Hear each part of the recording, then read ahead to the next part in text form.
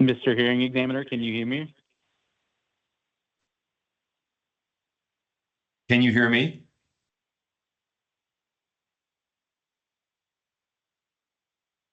I've muted my computer. Can you hear me? Yes, sir. Can you hear me? Excellent. Yes, sir. I can hear Okay, you. let's go back to answering questions. Okay, we're back on the record. It didn't take 5 minutes. Go ahead, Ms. Luck. And I apologize. I think that Mr. Richter was actually trying to answer my question. Oh, do you remember the question, Mr. Richter?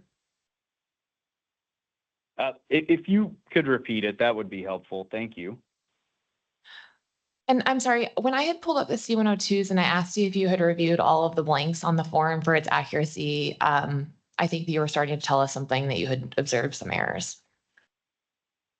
Yes, I was speaking to the fact that, yes, I do have to own those errors. And I spoke to that when I started my testimony and stated that there were a couple of typos that included tract maps. And then I also stated there is information on this C102 that needs to be corrected. And we plan to resubmit this document no later than the end of today. And by this document, do you mean all 4 C102s or is it just one specific C102? No, I would like to resubmit all 4. Mr. Examiner, I just want to clarify that with Mr. Richter that the person who is creating the C102s is out in the field today. So while it had been our goal to submit these today, I don't think that's physically possible. So I just wanted to clarify that for the record. Okay, so when do you propose, or maybe you want to ask your witness? Yes. When do you propose being able to? I'll double check on that in terms of when she's back out of the field, and then I'll get an answer to you ASAP. Perfect, thank you. Go ahead, Ms. Love. Okay, but back to my original, sorry. Yeah, my original question dealt with your familiarity with these forms. Do you know if these forms have been filed or are they still in draft? No, these are still in draft, ma'am. Okay, and do you know if Coterra could even legally file these forms at this point in time and whether or not Coterra has an interest in every tract included in the acreage? That's correct, ma'am. We need to correct that. I spoke to this previously. We do not have interest in every tract in the 222, 223, and 224. In the 221, depending on how you draw that tract, there's potential that there's interest in that, but you're correct.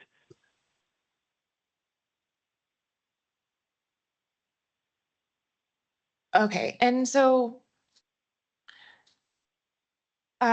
there's 2 more quick lines of questioning that I want to go through really quick. The exhibit A4, did you prepare this exhibit? I'll pull it up on my screen on page 53. Did you put this together or did someone else draft this up? Coterra worked in conjunction with Ms. Bennett on this exhibit. Okay, but so before this case, were you familiar with the requirements for competing polling cases? Could you expand, please? Well, I guess I'm trying to figure out, just like Ms. Bennett did for one of my exhibits, what is the underlying data for this exhibit? Who determined what to put in the factor column? Who determined what to put in the check marks for Coterra? And so I guess I kind of have to ask this one thing at a time. Are you familiar with the factors that are referenced in the far left-hand column? And it starts off with ownership interest, followed by geologic evidence, followed by there's a few more after that. Are you familiar with those factors? I am familiar with the fact that the division weighs 7 factors when deciding these competing cases. Yes, ma'am. Okay, and what is your experience with that? What do you mean by that, ma'am? How did you become familiar with the factors? They're listed, they're covered. Our attorney has spoken to us about the factors before. I've been to seminars where those are laid out. I believe these factors have been laid out in the past by the division. Is that not correct? Okay, and Mr. Hearing Examiner, I think that what Rockwood would like to do at this point in time is just move to strike this Exhibit A4 as being argumentative. It's full of legal conclusions that seem to be prepared by an attorney and are more appropriate for a motion or something like that before the division related to, or maybe even a closing statement. But I think at this point in time, this is not testimony or an exhibit that's supported by the testimony in this case. It doesn't sound like Mr. Richter understands how this exhibit was put together. Okay. Mr. Richter, did you create this Exhibit A4? I worked in conjunction with others at Coterra and Miss Bennett on creating this Exhibit A4. Yes, Okay. sir. And have you reviewed it? Yes, and as to the land factors specifically. Okay. Is it factually correct? Specifically speaking to the ownership interest, yes. Is that the only part of it? Specific- Okay, hold on a second. Oh, Which factors do you have personal knowledge of when it comes to the data in this chart? Sure. The ownership interest, first and foremost, the negotiations piece of the chart, the prudent operator piece I weighed in on.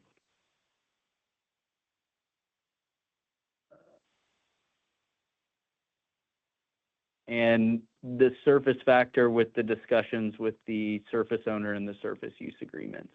Okay, perfect. So, Ms. Luck, what we're gonna do is, I'll sustain your objection for now.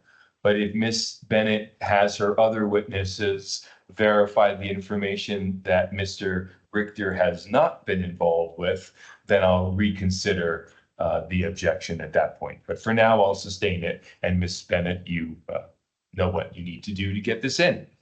Okay. All right. So let me, so we have this here. Ms. Luck, any further questions for this witness? Yes, I just have a couple of brief questions to return to the drilling timeline. We want to confirm whether or not Rockwood and Coterra could potentially enter into an agreement in this case, and not just Coterra's set of cases, but all four of them that are pending before the division, for there to be a shortened time frame included in the polling order. And I'm not clear if Coterra would agree to a shortened time frame in the polling order rather than the 1-year time frame, or to be sure that the wells are drilled at least 30, 60, 90 days in advance of the lease expiration. So I would like to confirm on the record with Mr. Richter if Coterra would be willing to agree to some type of truncated polling order in this specific set of contested hearings where we're dealing with lease expiration that involves competing cases both by Rockwood and by Coterra, and we want to be sure the wells are drilled on time to avoid the lease expirations. Are there any objections to that line of question? Yes, asked and answered. Okay. And also, I'm sure that if there are discussions to be had on this point, they can be had offline. Right. I would agree, Ms. Luck. This doesn't seem appropriate for this hearing. It's outside the scope of this witness's testimony, and you have asked and answered these questions to Mr. Richter already. So if there's nothing more, I'll turn over Mr. Richter to Mr. Fordyce. Can I just have a moment to review my notes to be sure that I've asked all my You questions? have a moment. Thank you.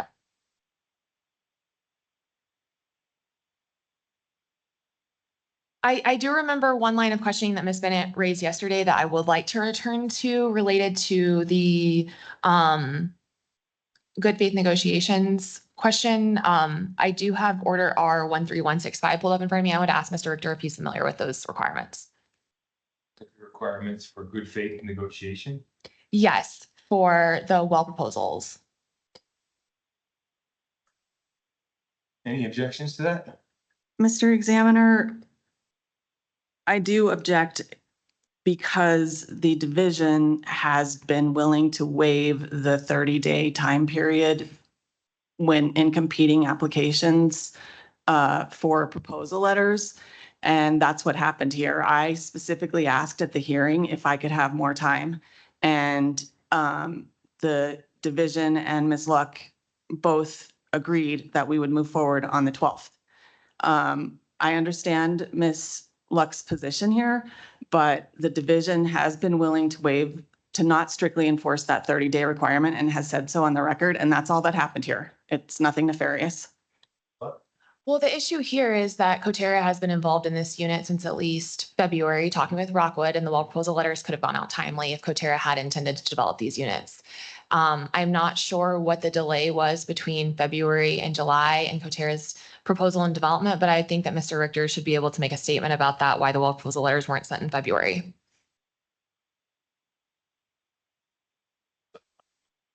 Sustain the objection. And you said that was your final issue that you were going to question Mr. Richter on. So I'm going to turn Mr. Richter on over to Mr. Fordyce. I just want to confirm, though, I can't ask Mr. Richter any questions about 13155 and whether or not he's, or sorry, 65 and whether or not he's familiar with the polling requirements here in New Mexico and what should have been done before this case was filed on July 25th. The objection has been sustained. Okay, and I want to confirm I'm not being allowed to ask any more questions. Do you have any other questions Okay, well, that you haven't already asked and that are within the scope of this testimony? yes, I would like a moment. Moment? Well, we gave you a moment and you came up with the other issue. There was an objection and I sustained it. I understand that, Mr. Hearing Examiner, and Ms. Bennett was given approximately 2.5 hours yesterday to question my land witness, and I believe that it's appropriate to go through all the remaining issues with this land witness just so that there's no issues that I've missed out on. So if you don't mind, I have lots of notes here. I've had lots of conversations. I'd like to just briefly review them.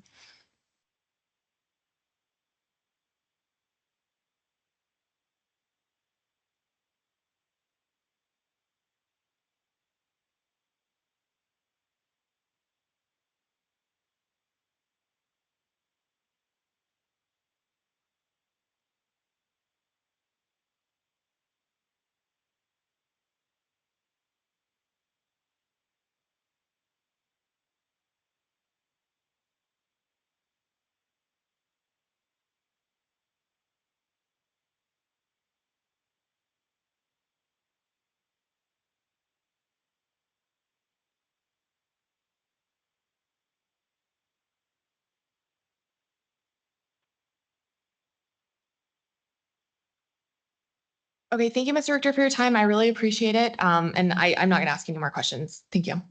Mr. Fordyce? I don't have any further questions for Mr. Richter, but just to point out before close of the hearing, I will have some corrections to discuss with both parties. Okay. Did you want to tell Mr. Richter now what you need him to correct? No, just some time at the end because it's Okay. more than just what involves Mr. Richter's testimony. Okay, perfect. Thank you, Mr. Fordyce. Ms. Bennett, anything further for this witness? Just 3 Go ahead. questions. Mr. Richter, the summary of communications that do you recall your conversation with Ms. Luck about the summary of communications between yourself and by yourself, I mean Coterra and Rockwood? Yes. And is it fair to say that that was a back and forth between you and Rockwood? It wasn't just Rockwood reaching out to you, try to reach an agreement, was it? No, ma'am. We have been consistently in communication since Rockwood initially reached out once we closed Franklin Mountain Energy acquisition.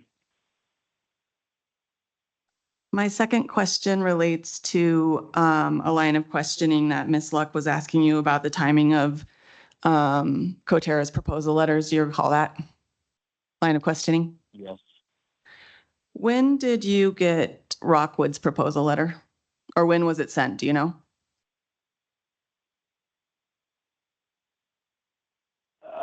I don't know the date. I'm sure it's somewhere in our exhibits here. Forgive me.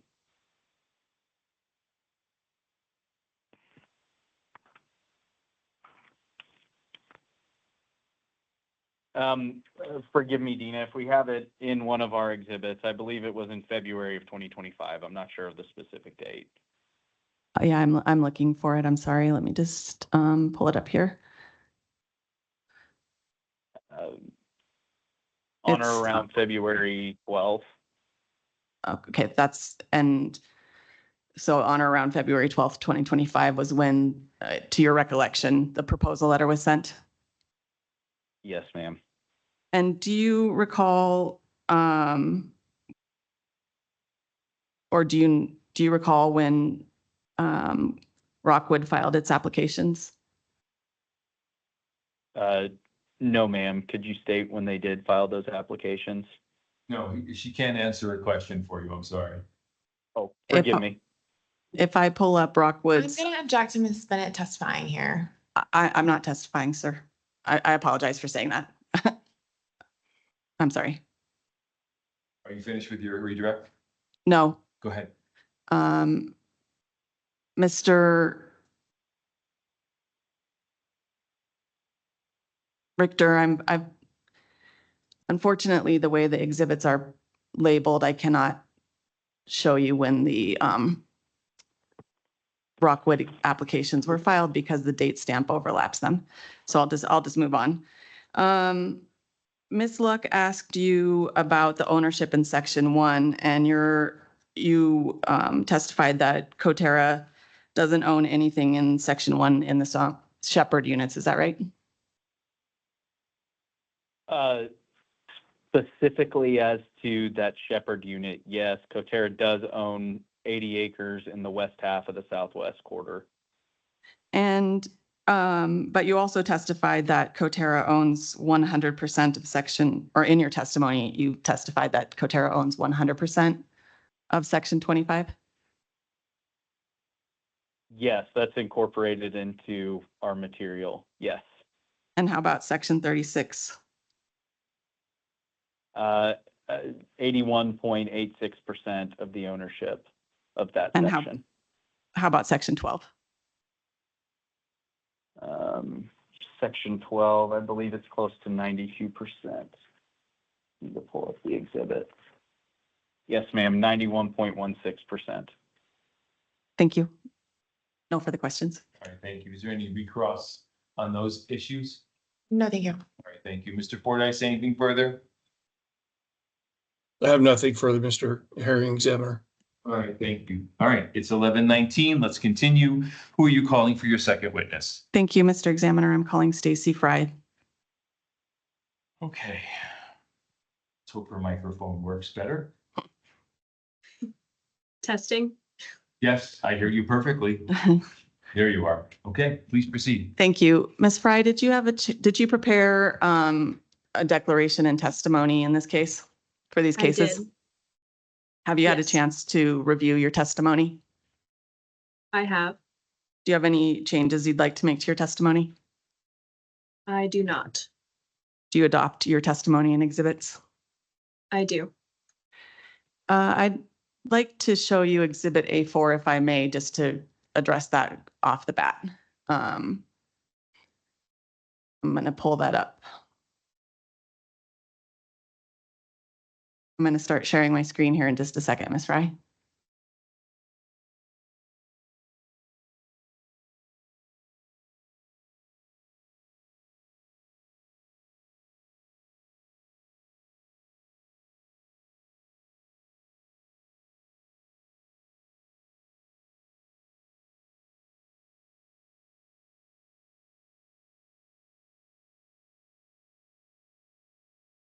Are you seeing Exhibit A4, Ms. Fry? Yes. Do you see the line labeled geologic evidence? Yes. Does the bullet in the comment accurately reflect the factual information in your declaration? Yes, that's correct. Ms. Fry, would you briefly summarize your testimony for the division? Yes. So Exhibit B1 is showing a locator map of the Sombrero development, showing its location relative to the Capitan Reef in the blue shaded area, I've also shown our 3D seismic survey outline on there to show that seismic will be aided in geosteering in this development. Exhibit B2 is a summary of the maximum horizontal stress direction in this area, and I believe that a north-south development is appropriate for this development. Exhibit B3 is a development comparison between Cotera Sombrero versus the Rockwood Shepherd wells, both at about 4 wells per section, about the same spacing and targeting the same lower second sand. Exhibit B4 is showing a structure map on the left and an isopac or thickness map on the right. The structure is dipping down to the southwest, and the Sombrero development is shown in the black box with the wells shown at the thin black lines. The thickness map is showing that the southern half of the Sombrero wells is targeting a thicker reservoir. Exhibit B5 is showing a structural cross-section going from south on the left to north on the right, showing that there's a bit of structural up dip to the north. Cotera's target is going to be that black dashed line in the basal second sand. And that should be it. Thank you very much. I now turn Ms. Fry over for cross-examination. Thank you. Miss Luck. Okay, I just wanted to get some clarification on exhibit B4. Which one? Excuse me, B as in boy 4. Thank you.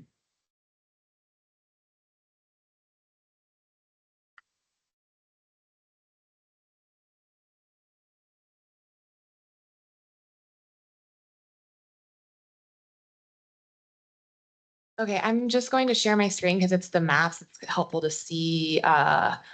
Ms. Fry, could you explain to us what this shows in terms of your opinion about the reservoir thickness across the spacing units? The reservoir changes quite a bit in the second sand across the basin. Here specifically, the thickness map is showing a thickness of around 250 feet in the north and 450 feet in the south. So it thickens to the south. Okay, so you're saying the thinnest reservoir is located in section 25 and 36, or is that misstating things? That's correct. The thinnest reservoir is those 2 sections in the north. Okay, so what does that mean for production? Can you rephrase, please? Sorry, will those sections contribute less than the other sections that are being included since they are thinner? Potentially, but I think a thickness map alone is probably not, it's not the only way to figure out reservoir contribution across the entire unit, but potentially, yeah.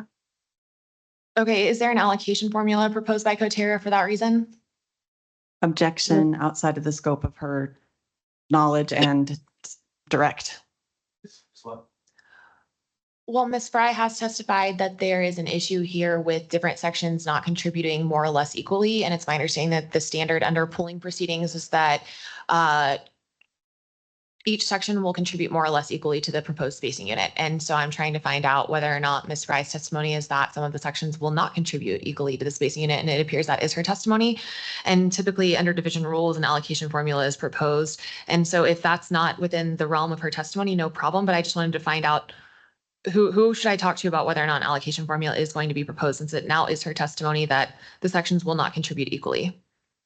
Well, this is a fact witness, and I agree that it's outside the scope of her direct testimony. So maybe you can ask that question to other witnesses that Ms. Bennett puts on, but this would not be the proper one. So please move on. Okay, do you think that the owners in the thinner sections are benefiting from being included with the so-called thicker sections, the better reservoir? I'm not sure I should speak to ownership.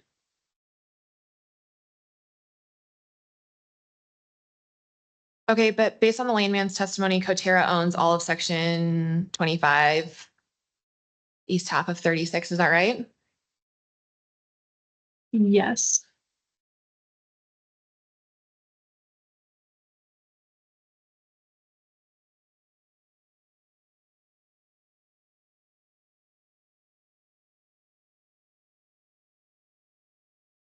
Okay, and so, but you can't testify whether the owners of 1 and 12 are at a disadvantage because they're having to share their reservoir with the poor reservoir in 25 and 36. Objection assumes facts not in the record and outside of her cross-examination answer. Sustain. Okay, if Coterra only owns section 25, would it develop that section since it's the thinnest reservoir? Objection calls for speculation. Well, Ms. Bennett, I mean, she's an expert, she's qualified, she can speculate if she has the underlying data to do so. So I'll let her answer the questions. That's overruled. What's the question, Ms. Luck? Ms. Fry, in your opinion, if Coterra only owns section 25, would it develop that section since it is the thinnest reservoir? Absolutely. I'm not saying that thinner reservoir is necessarily terrible. There's a big difference in water cut in this area, and we do generally see water cut decrease up dip. So I guess if we only owned that section, we would still develop that section.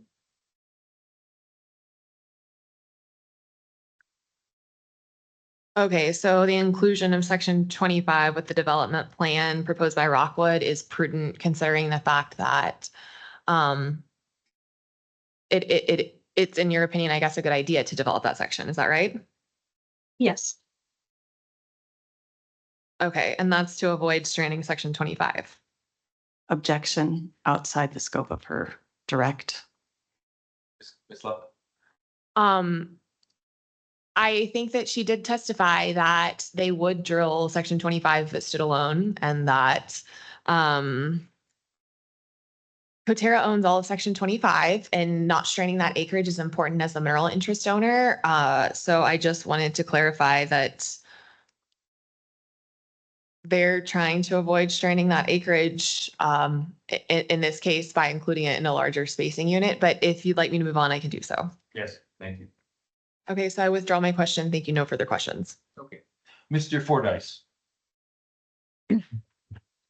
Yeah, I have one quick question for Ms. Fry on exhibit B3, that's page 113 of 206. You're showing a comparison of, like a gun barrel diagram for Coterra's and Rockwood's proposals.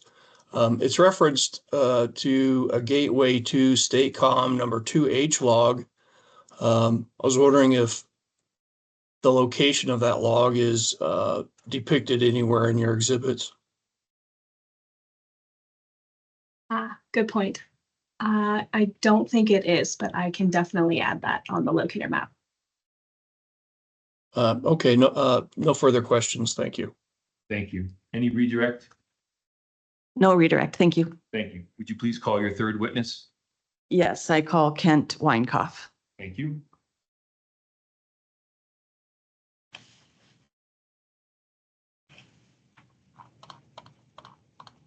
Yeah, I remind you, you're still under oath. Please proceed. Thank you.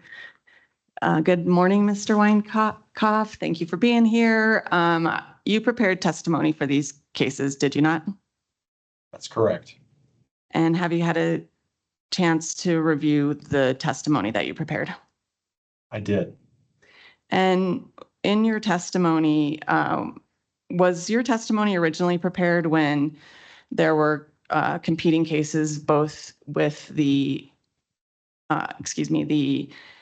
Coterra, which are Sombrero and Shepherd, and then the next door neighbor cases, Yeti and George Mitchell? Did your testimony include testimony about both sets of cases?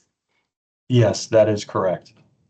And now that the cases have, the Yeti cases have been continued and the George Mitchell cases have been dismissed, are there portions of your exhibits that you'd like to revisit to clarify or to remove unnecessary references to the Yeti cases? Yes, that is correct. And is that something that you can do fairly expeditiously?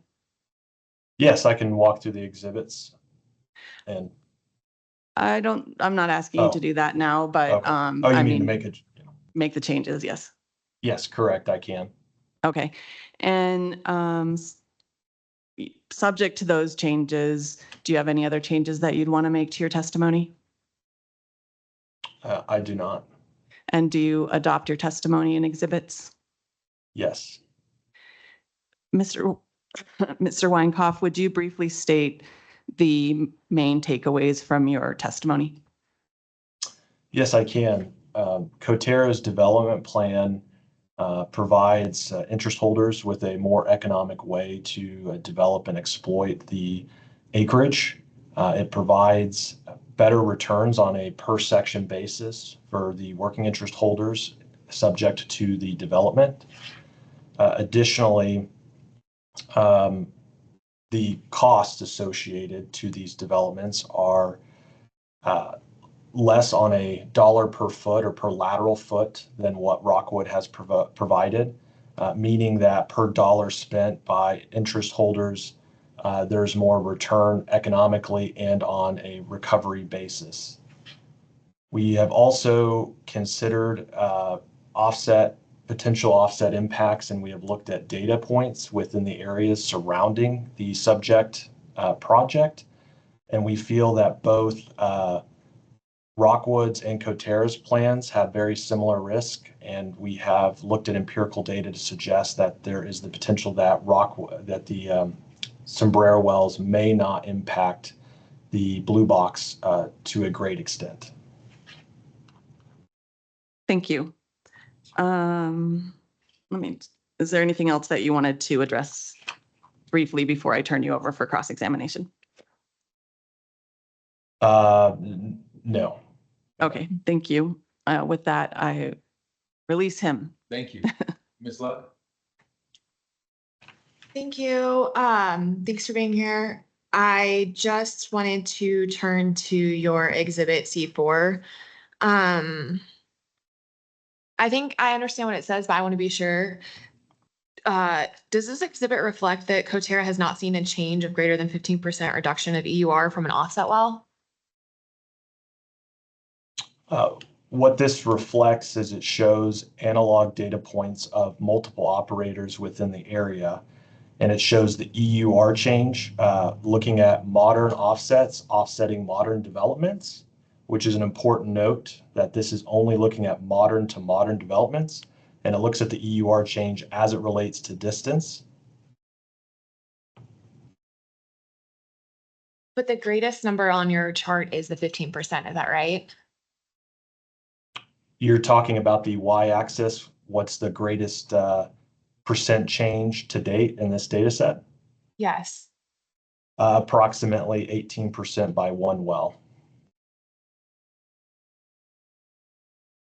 Okay, and did you get a chance to look at the exhibit that we presented to the, and I say we, that Rockwood presented to the division regarding the frac hits? Are you referring to the rebuttal exhibit that highlighted the rate versus cum plot? Yes. Yes, I have. Okay, and that exhibit, it's my understanding that shows over 30% wider spacing than what Coterra is proposing to do for the wells. Is that right? No, I don't think 30% sounds correct relative to the spacing offset distance.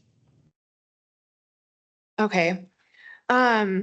So it was your testimony though that there's very similar risks between the two proposals. Yes, we looked at the empirical data across a wide spread of space offset distances between the wells. And we noticed that the EUR change risk was roughly the same, whether you were looking at 600-foot offset, really all the way to 1,700 feet. Okay. And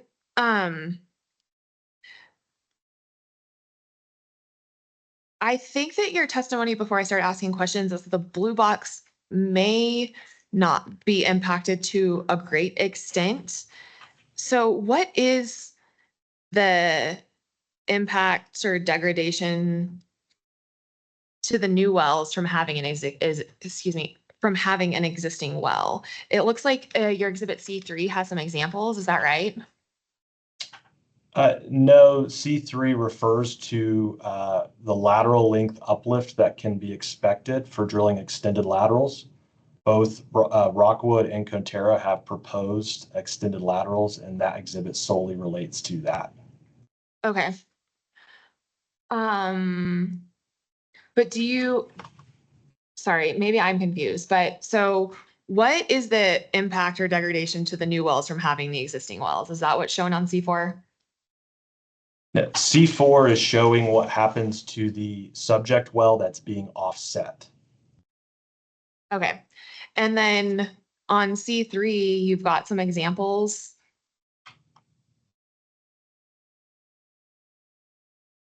Is that right? That you're using some examples?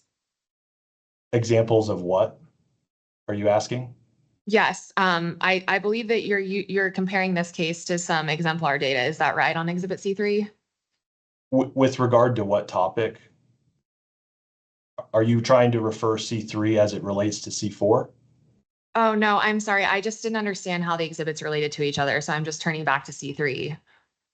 Yes, so I'll state it again. The C3 exhibit outlines the lateral length uplift that one would observe from going from a 2-mile development to a 3-mile development to a 4-mile development.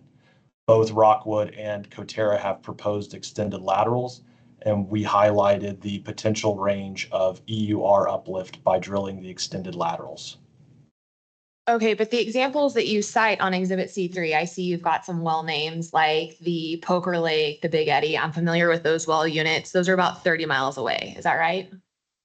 That's correct. That's why we highlighted the Big Eddy unit, which is the closest extended laterals to the developments we're talking about. And it actually shows that the extended lateral degradation is less than observed in those other areas.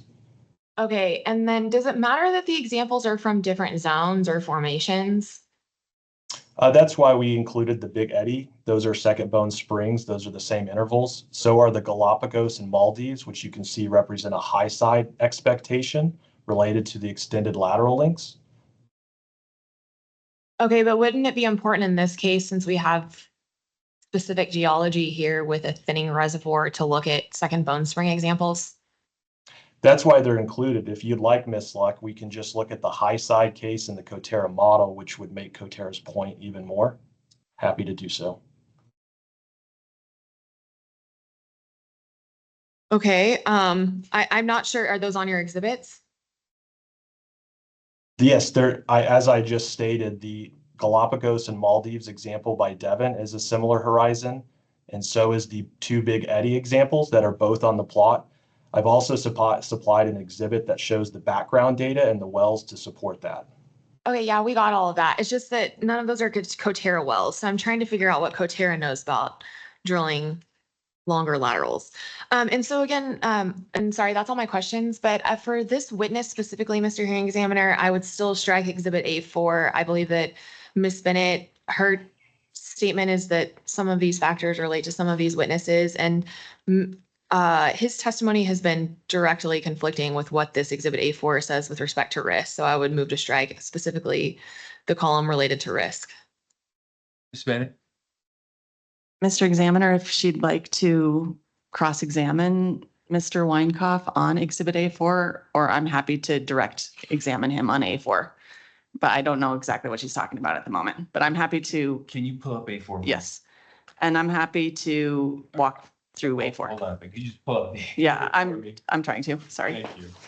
Mr. Weinkoff, we are exploring which sections of Exhibit A4 you were involved with personally. So we have another witness's involvement. I don't think we've asked the second witness, Ms. Fry, which parts that she was involved with, but let's find out with this witness. Sure, and I didn't ask her which part she was involved in. I asked her if it represented her testimony, and she said it did. Okay.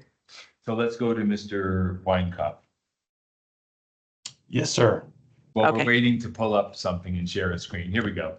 Well, I don't see it. There we go. Which of these factors were you involved in supplying the data for? I would have been, I was involved in with relations to risk, prudent operatorship, cost estimation, and to some extent surface factors. Okay. And on cross-examination a moment ago, Ms. Luck seems to feel as though something you said conflicts with something in here. Ms. Luck, what part was it? Yes, I understood his testimony to be that with respect to the competing development proposals with Rockwood, he said there are very similar risks. And I just wrote down those 3 words, very similar risks. So I don't believe that this is an accurate reflection of his testimony. Okay. And Mr. Weinkauf, did you say that you were involved in the risk factor here? Yes, sir, that's correct. Okay, sounds good. And when you read this exhibit, is there anything in here that you feel is not accurate? No, correct. There's nothing in here that's inaccurate or contradicts what I previously said on that other exhibit page. So, Miss Luck, which is the sentence in here that you believe it was contradicted? I'll turn you to the 4th bullet point in the section that says Rockwood's development plan is riskier. That directly conflicts with his statement today here at the hearing. I'm not clear why these risks weren't discussed in his specific testimony, and this is all included with the land exhibit, but this definitely conflicts with what he said today. Okay. Ms. Bennett, would you please ask your witness some questions about this risk factor so we can clear this up? Sure. Mr. Weinkauf, did your testimony, your reservoir engineer testimony, when you said that the 2 development plans have the same risk or were similar risk, was that related only to the blue box proximity issue? Yeah, that's correct. I said we had similar risks relative to the impact of blue box. Bullet 4 mentions nothing about the blue box. Thank you. Ms. Luck. And I continue to move to strike this exhibit provision related to risk because I do believe that it conflicts with this testimony today. Based on, even based on what the witness just said?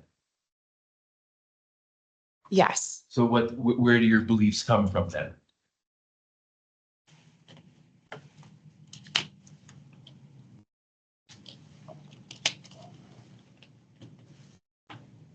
Following his statement that there were very similar risks, he then went on to say the blue box may not be impacted to a great extent. Rockwood's development plan does not at all touch the blue box development. At that point in time, it did not appear to me that his original statement that there were very similar risks was only tied to the blue box statement. So I don't think that any of these points that are made in Exhibit A4 were made in his testimony. Okay. And why do they need to be repeated in his testimony if these exhibits have been admitted into evidence, except for A4? Why does he need to repeat what he has in here in the exhibit in risk? This exhibit was not submitted with this witness's testimony. This was submitted as a land exhibit. It involves a variety of different witnesses throughout this case and, competing hearing, not case. And so because and basically, it's my opinion this exhibit is being misfiled. It should have been broken up into multiple subparts and filed with each individual witness. It was submitted as a land exhibit. We're talking to a different witness at this point in time. While I agree with you, my ruling was that I was going to revisit this once all the witnesses had testified to see whether in total this exhibit speaks to the truth of these witnesses' expert opinions. So I'm not making a final decision on this. Miss Ms. Bennett, did Ms. Fry contribute to any of these factors? Do we know? She was involved in the discussions that led to the creation of this table, certainly. And the bullet in geologic evidence is taken from her testimony. Okay. It's And- taken from her testimony. Yes. Okay. All right. Yes. Well, then she contributed here. And just in terms of it being a land exhibit, that is accurate. It is filed with the land exhibits, Right. but Mr. Richter's testimony does say that each individual witness will be testifying to the portions of this Okay. chart that are relevant to their subject matter. Okay. Ms. Luck, was there anything further? No, thank you. Okay. So where are we with this witness now? I think it's Mr. Fordyce's opportunity to Okay. cross-examine. Mr. Fordyce. I don't have any questions for this witness, Mr. Hearing Examiner. Okay. So then, Mr. Examiner, I do have some brief redirect, and also I did want to ask him some questions about the Rockwood rebuttal exhibit, but I'm wondering if that's something we could do after lunch, if we could break now for lunch and come back after lunch to do that. it's 11:45. I'd like to try to get as far as Okay. we can. I'm not quite ready to break yet. Okay. I was thinking somewhere between 12 and 12:15, depending on how it goes with the witness flow. So why don't you go with your redirect and the rebuttal questions? Thank you.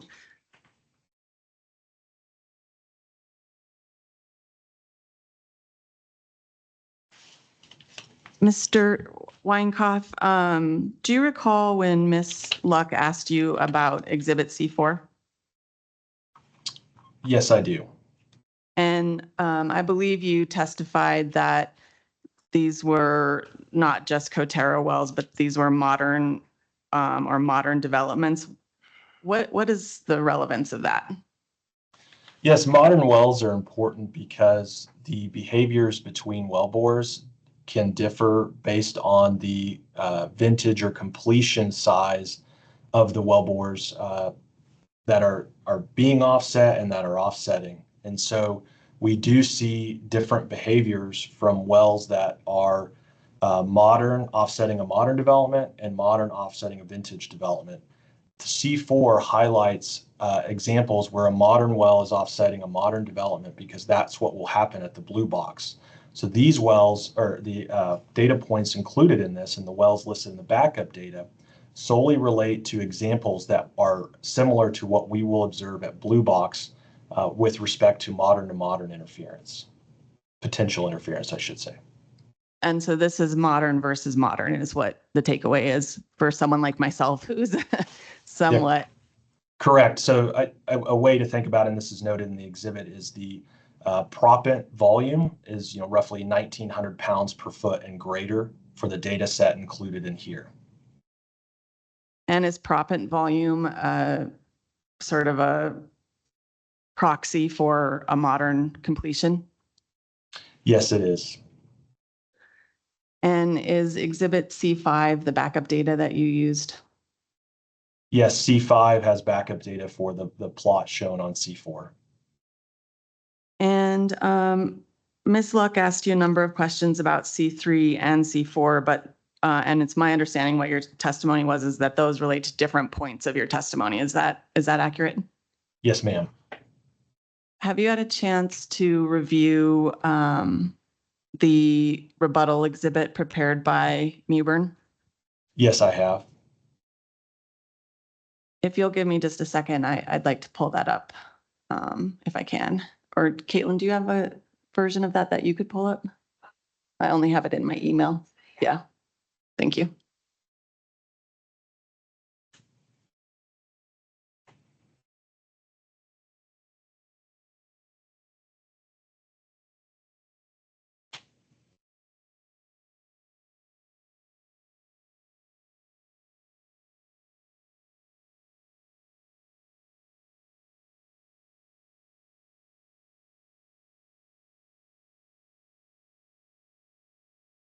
Are you able to see that, Mr. Weinkoff? Yes, I am. Not wholly, though. I think it needs to be zoomed out a little bit. A little bit more. We're missing part of the slide.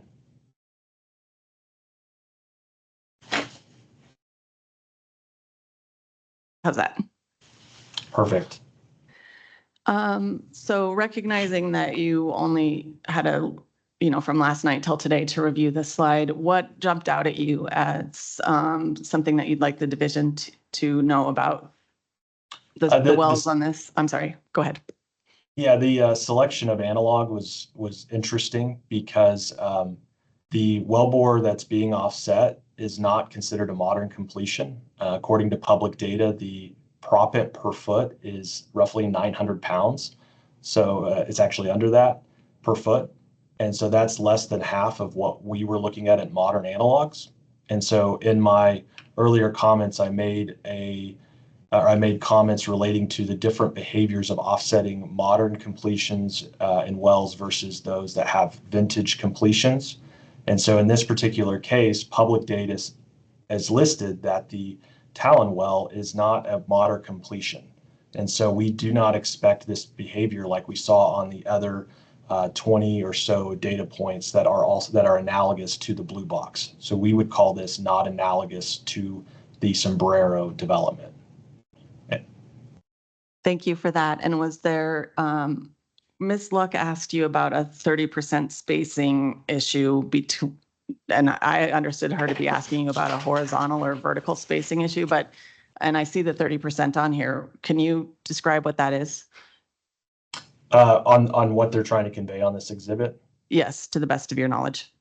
Yeah, as far as I understand it, they're trying to show how a modern well offsetting a vintage well, or at least a vintage completed well, led to a 30% drop in EUR. So perhaps this is what she was meaning when she said 30%, and that's not related to the spacing in any capacity.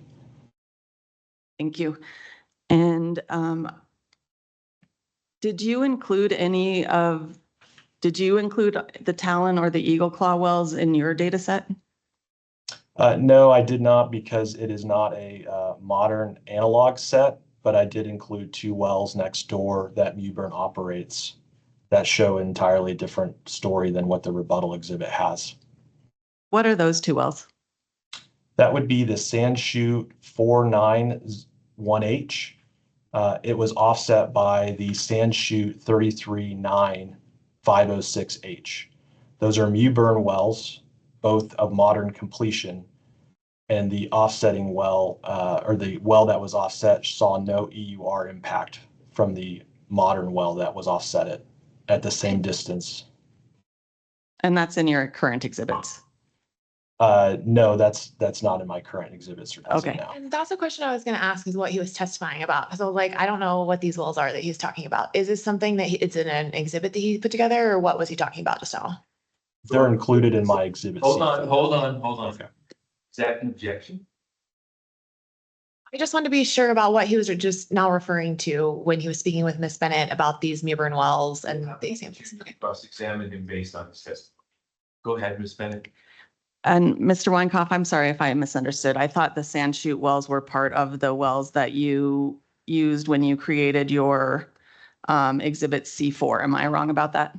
No, you're correct. I misunderstood you. I thought you were saying, did I prepare a rate time plot such as, and included in my exhibit, such as the one on the Talon? But the Sandshoot wells are included on my plot that is a part of exhibit C4. And so the Sandshoot wells are within the range of up to 18% that you identified on your exhibit C4.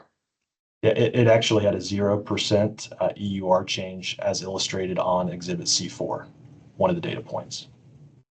And in the time that you've had to review this exhibit, have you prepared an exhibit that is specific to the Sandshoot well?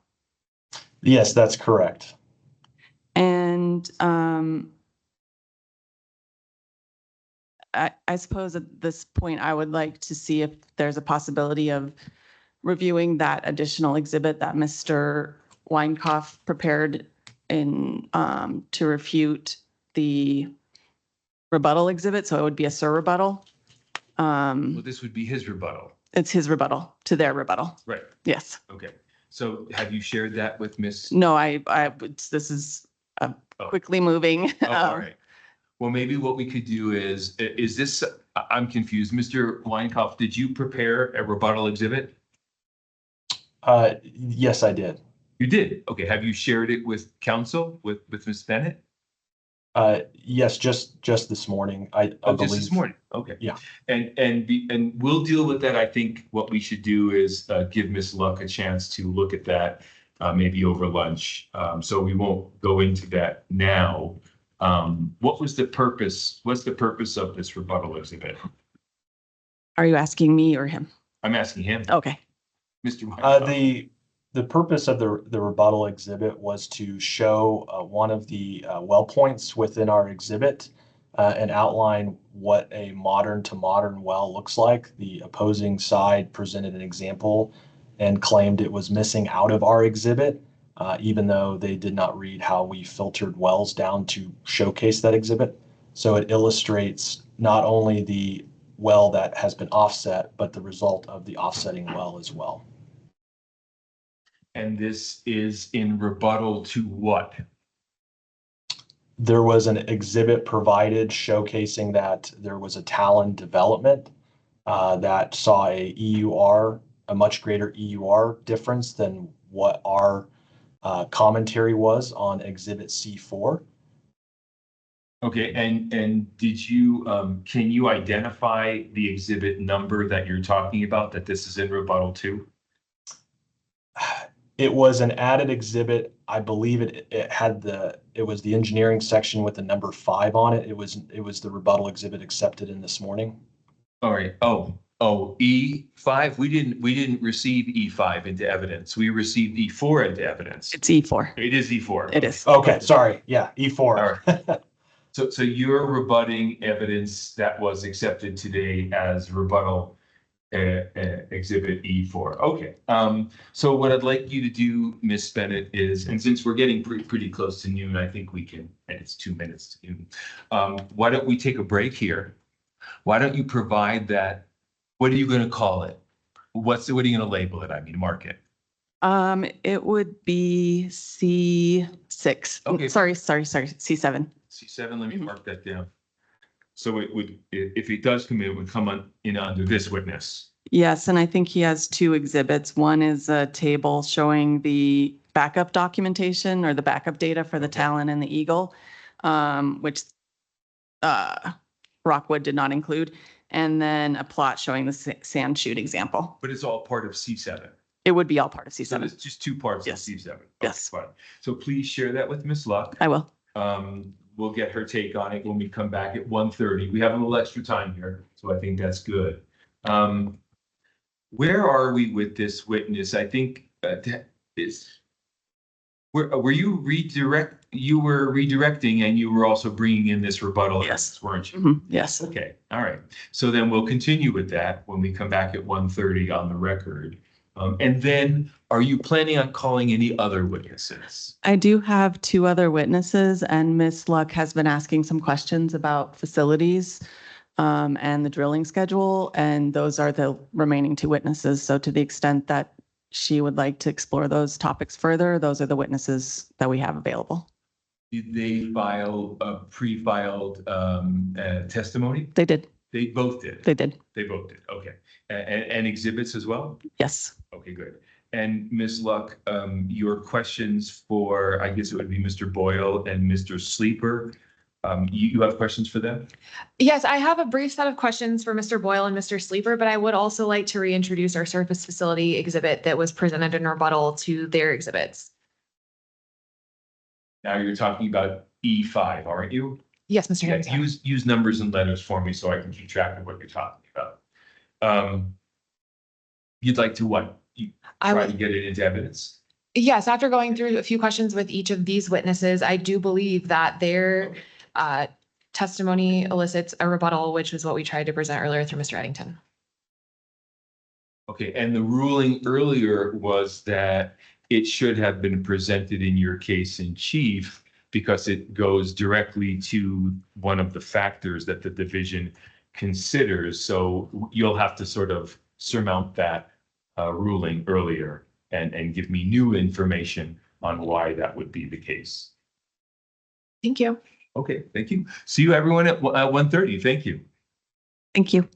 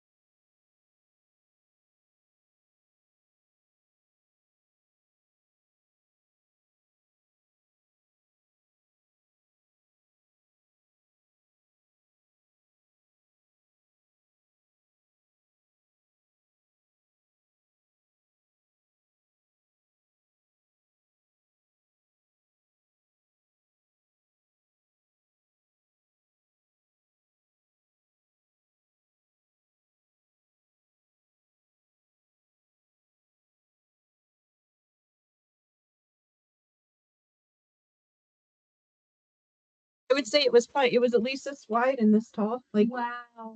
and he barely fit in it. He would sit in a corner. Yeah.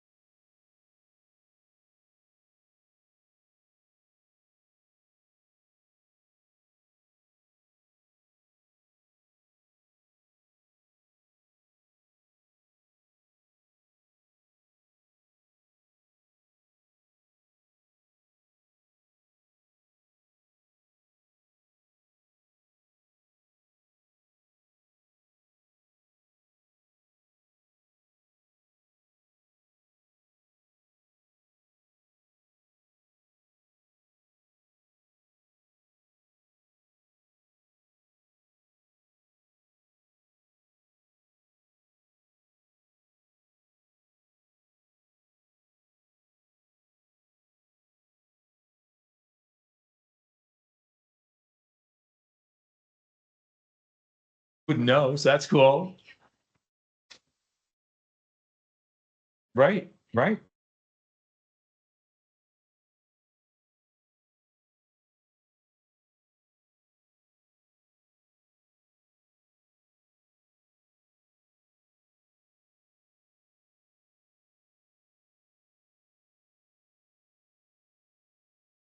Format this card. Okay, thanks. Dina, have you been following this Idaho killer? Oh, Yep.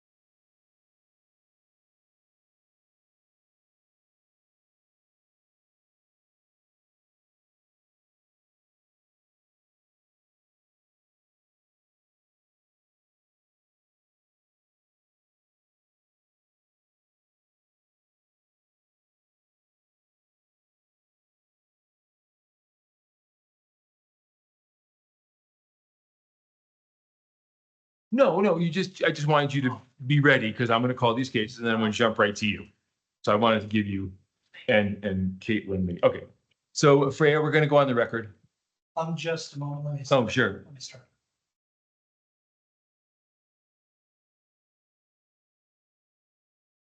Okay, we are back on the record. It is about 1:30 on this Wednesday, August, I think it's the 13th. And we're going to call a couple of cases, or no, one case, but then I think there's another attorney who needs to talk to us as well. So let's go recall case PBEX operations 25303. Mr. Thank you, Mr. Examiner. Oh, go ahead. Go ahead, Matthias. Thanks. Mr. Examiner, Matthias Sayer from Bradfeud Sayer on behalf of PBEX. Yes, sir. First, Mr. Examiner, want to profusely apologize for neither Ms. Bradfeud or I being present this morning when you called the case. It was an inexcusable failure to communicate between Ms. Bradfeud and I. Okay, thank you.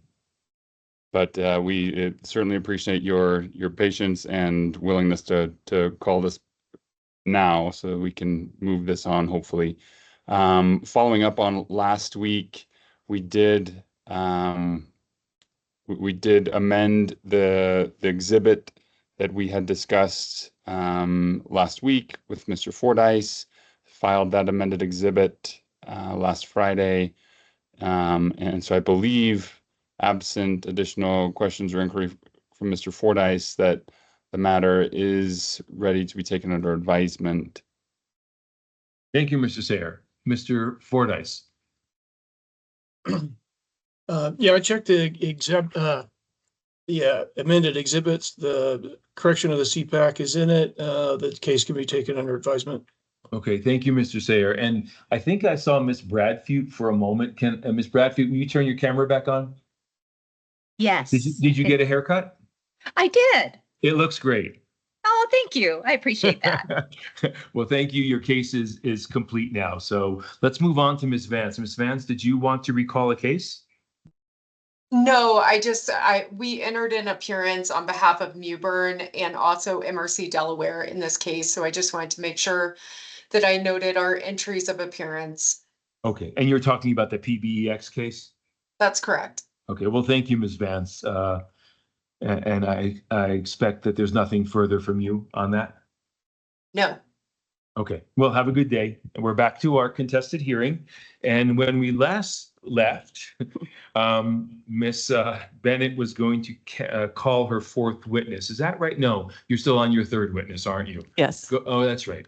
You're working on your rebuttal exhibit. That's right. Yeah. So what did you send it to Miss Luck? I did, and she had a chance to review it. And I don't intend to speak for her, but I understand from speaking with her that there may be some conflicting data in the OCD files that were different than what our witness looked at. Okay. But our witness would still like to submit the rebuttal slides to show a nearby offset, an offset that is experienced a frac hit and how it rebounded. Okay, and I didn't understand and I'm going to go to Ms. Luck in a moment, but I didn't understand what you meant by conflicting data in the OCD files. What are you saying? So there's two different, I'm sure there's more than two, but there's at least two places where data is maintained. And one is OCD's files and one is called Enervis. And Enervis is a database that I don't know if it's a subscription database, but it has, it includes the similar kinds of information as the OCD files. But Ms. Luck emailed us the actual OCD filings, and those are different than what was in Enervis. So that's where the confusion about the propent volumes came from. And how would that affect this witness's testimony? So earlier, this witness testified that he, based on that Enervis data, that it looked like the one of the wells that Mewburn used in its rebuttal exhibit was not a modern completion. And that was based on the 900 or whatever of propent. But then when you look in the OCD files, it's closer to a modern level of propent. And I am like way outside of my lane here, but that's my understanding from speaking with Ms. Luck and with Mr. Weinkoff. But that doesn't eliminate the need for our rebuttal exhibit. Okay, Ms. Luck. And I would strenuously disagree. The main reason that they're trying to admit this rebuttal exhibit relates to the Talon well example that's included on our exhibit. E4? E4, yes, exactly. So Mr. Weinkoff testified that our data was incorrect on E4. And that's the only reason Ms. Bennett is trying to admit this. Excuse me, my phone. My apologies. So Ms. Luck, why don't we do this? Why don't you voir dire the witness so we can figure out whether this rebuttal exhibit is in any way reliable. And if it's not reliable, then it won't be relevant. So why don't you voir dire the witness? Do you have a problem with that? Well, what I'd like to do is present to him the Talon information that Ms. Bennett mentioned from the OCD to see if he's actually reviewed the OCD's official data, because I believe this other site that Ms. Bennett's referring to is not the official record. Well, you can do that through the voir dire process. So why don't you You were redirecting your witness. Are you finished with the redirection questions? I am. Okay, very good. Now we're here at the rebuttal exhibit. Okay, you've shared it with Miss Luck. She is casting doubt on it because of the validity of the underlying data. Miss Luck, why don't you voir dire the witness and let's find out how relevant and reliable this information is. Okay, Mr. Weinkoff, I just want to return to the reason that the rebuttal exhibit was prepared. Is it correct that the purpose of the rebuttal exhibit was to rebut this information related to the Talon well? The reason for the rebuttal exhibit actually included several points. The first point was it was stated that Coterra left out the closest or one of the closest analog sets to explain what might or may not happen at Blue Box. So, and they stated, their stats on their exhibit. From our data, Drilling Info / Enverus, owned by the same company, that shows up as a smaller frac design. And so we, want to establish that it was excluded because the data we had differed from what this data that you have presented. And two, that there are actually a set of wells that are closer than the set of wells that your expert testified were one of the closest set that do not show a frac impact at all and are included in our analysis. So we wanted to show credibility to the analysis and show that the comments about that it being one of the closest developments, while not necessarily false, it's not the closest development and was selectively biasing evidence to showcase their point. Sorry about that. So what was the source of the information that you reviewed? The source of the information I reviewed is Drilling Info, which as far as I understand is a globally accepted source, but it does have errors from time to time. And it looks like in one of these cases, that might be the case. Did you review the C103, or excuse me, the C105 form that's on the screen in front of you related to the Talon 2H well? I received this about 5 minutes ago, so I've reviewed a couple of the key spots, but I have not digested it fully. But I do acknowledge and see that the noted frac volumes on this do differ from our data source. Okay, and so specifically, this differs with the amount of proppant per lateral foot. Is that right? That's correct. Okay, and that's significant because that's the reason that you're seeking to introduce the rebuttal exhibit, is to attack our example with different comparisons. That was actually one of several reasons I gave, but you're picking only one of them. So I gave 3 examples when you asked me that question a moment ago. Or 3 reasons. Sorry, but you haven't reviewed the OCD's official data. I've made a comment that I have briefly reviewed the document sent over. There might be fields that I have not fully reviewed, but I did review just a moment ago the proppant volume that you're referring to. I have read. Okay, and then with respect to the Eagle Claw 4H well, have you reviewed this information? Yes, I reviewed that information in the same manner that I did the Talon. Okay. But not as a part of preparing this rebuttal exhibit that you seek to admit. I'm sorry, restate your question, please. I'm sorry, you did not review these official forms filed with the OCD prior to this hearing today to prepare the rebuttal exhibit that you seek to admit. Is that correct? That's correct. I would have liked the opposing side to provided backup data to support their plots as we have. We've been transparent with what we've included, and perhaps that would have mitigated this issue.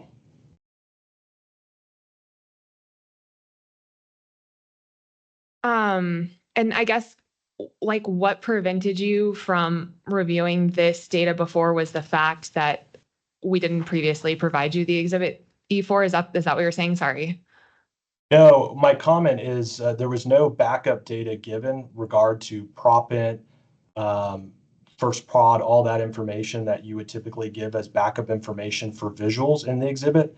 And if that would have been provided, we could have reviewed that and explored the discrepancies between data sources prior to this point in time.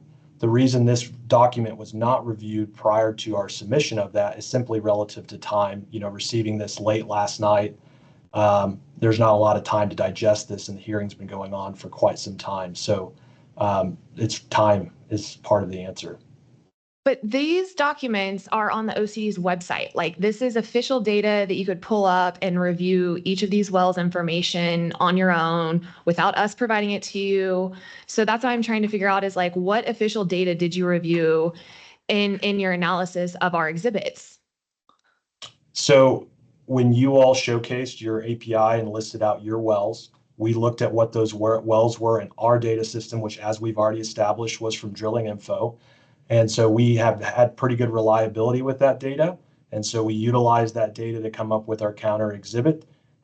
We do not look over C105s for every single well in the Delaware Basin. And to be honest, your party you're representing doesn't either.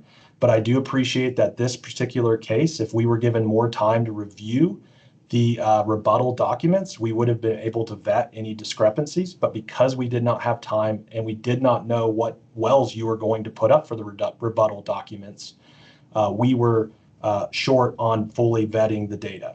And so just this particular example, to be clear, is where the discrepancy lies, not the other 25 points that we have on our plot. So you're not introducing any other evidence to support that there's a data difference on these points. You're only bringing up information as it relates to the rebuttal exhibit. I just want to be clear on that. Okay. But so based on your statements that the Talon well was not a modern completion, that was just completely false, right? Based on the data I had at the time, it was not a false statement. Based on the data you provided today, there is a discrepancy that we would review in more detail, but could support that this would be a modern development. But that was just one of the few reasons we gave for submitting the rebuttal document again. And I'm just reemphasizing it as one of several points that were given. Okay, and with that, Mr. Hearing Examiner, I still don't believe that this exhibit is admissible because it doesn't sound like the correct facts were reviewed in his preparation and review of our exhibits to prepare the rebuttal exhibits. The objection is noted. So let me make sure I understand what's going on here, because I didn't understand all of the testimony from this witness on voir dire. So let me ask a few questions. Mr. Weinkauf, how do you know which data is correct? Because it seems like there's two versions of this data, one from our website, the OCD website, and one from another website I'm not familiar with. Yes. So, and to answer your question directly, in the specific example of the Talon well, it's just the Talon well that we made comments on regarding to discrepancies in the frac design or frac volume. We have a difference in the C102. So in that instance, until you check the C102 for that example, we would not know whether there was a discrepancy between the data we're using and the C102. My point on time was just simply to say we had not had enough time to vet the data quality of this particular set of wells. So let's take a step back. What is the purpose? Why are you trying to introduce this rebuttal exhibit? Well, what point are you trying to make? Yeah, so one point that we've covered, I think, pretty well at this point was that there was a discrepancy in completion design, and we excluded this well from our analysis because it did not look like a modern well. That's one point. The second point was there was testimony given in the voir dire segment trying to admit this exhibit that this was one of the closest, if not the closest, analog to the area that we're talking about, which is the Sombrero project, and that it showed a very different story than what our analysis showed on my exhibit 4. And so that's the second big point was that's actually not necessary. That's not a true statement. I'd have to go back and review exact statements from their expert, but we provided an example set that is 1 mile east and closer to the Sombrero, thus disproving that the Talon was the closest or one of the closest. and showing that there is another project where there was no experience or drop in EUR from wells that are roughly the same distance and modern. So it's really 2 points there, sir.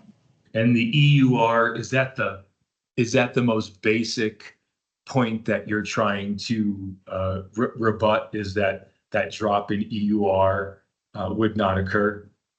Correct. Well, yes and no, sir. We've contested that there is a range of outcomes that could happen when we offset that. There could be no impact to EUR, and there could be what we've said in our slide under a 10% impact to EUR. When they introduced this exhibit, they were digging at the credibility of our analysis, making comments that our analogs might not be actually representative of the Sombrero area. And so our rebuttal to their rebuttal shows an example that's closer and of modern completion and drilled by Mewburn that shows there's no EUR degradation. And is this the exhibit here? Is this E4 now? This is E4, and there's something that I want to clarify because I But do. hold on. Okay. I still need to finish. So when I'm done, you'll have your opportunity. So this is your rebuttal exhibit, isn't it? Yes. Okay, and it's been admitted into evidence. Okay, so Mr. Wyckoff, you're looking at E4 right now, right? On the screen that's being shared, that's correct. Could you make it a little larger? Yeah, sorry, I just had a little glitch. I will zoom okay. in. So let me know.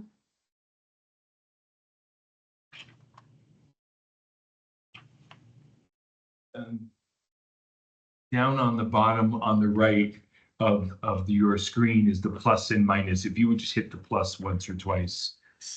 Sorry, Down below the page number. I just had to thank center you. it up.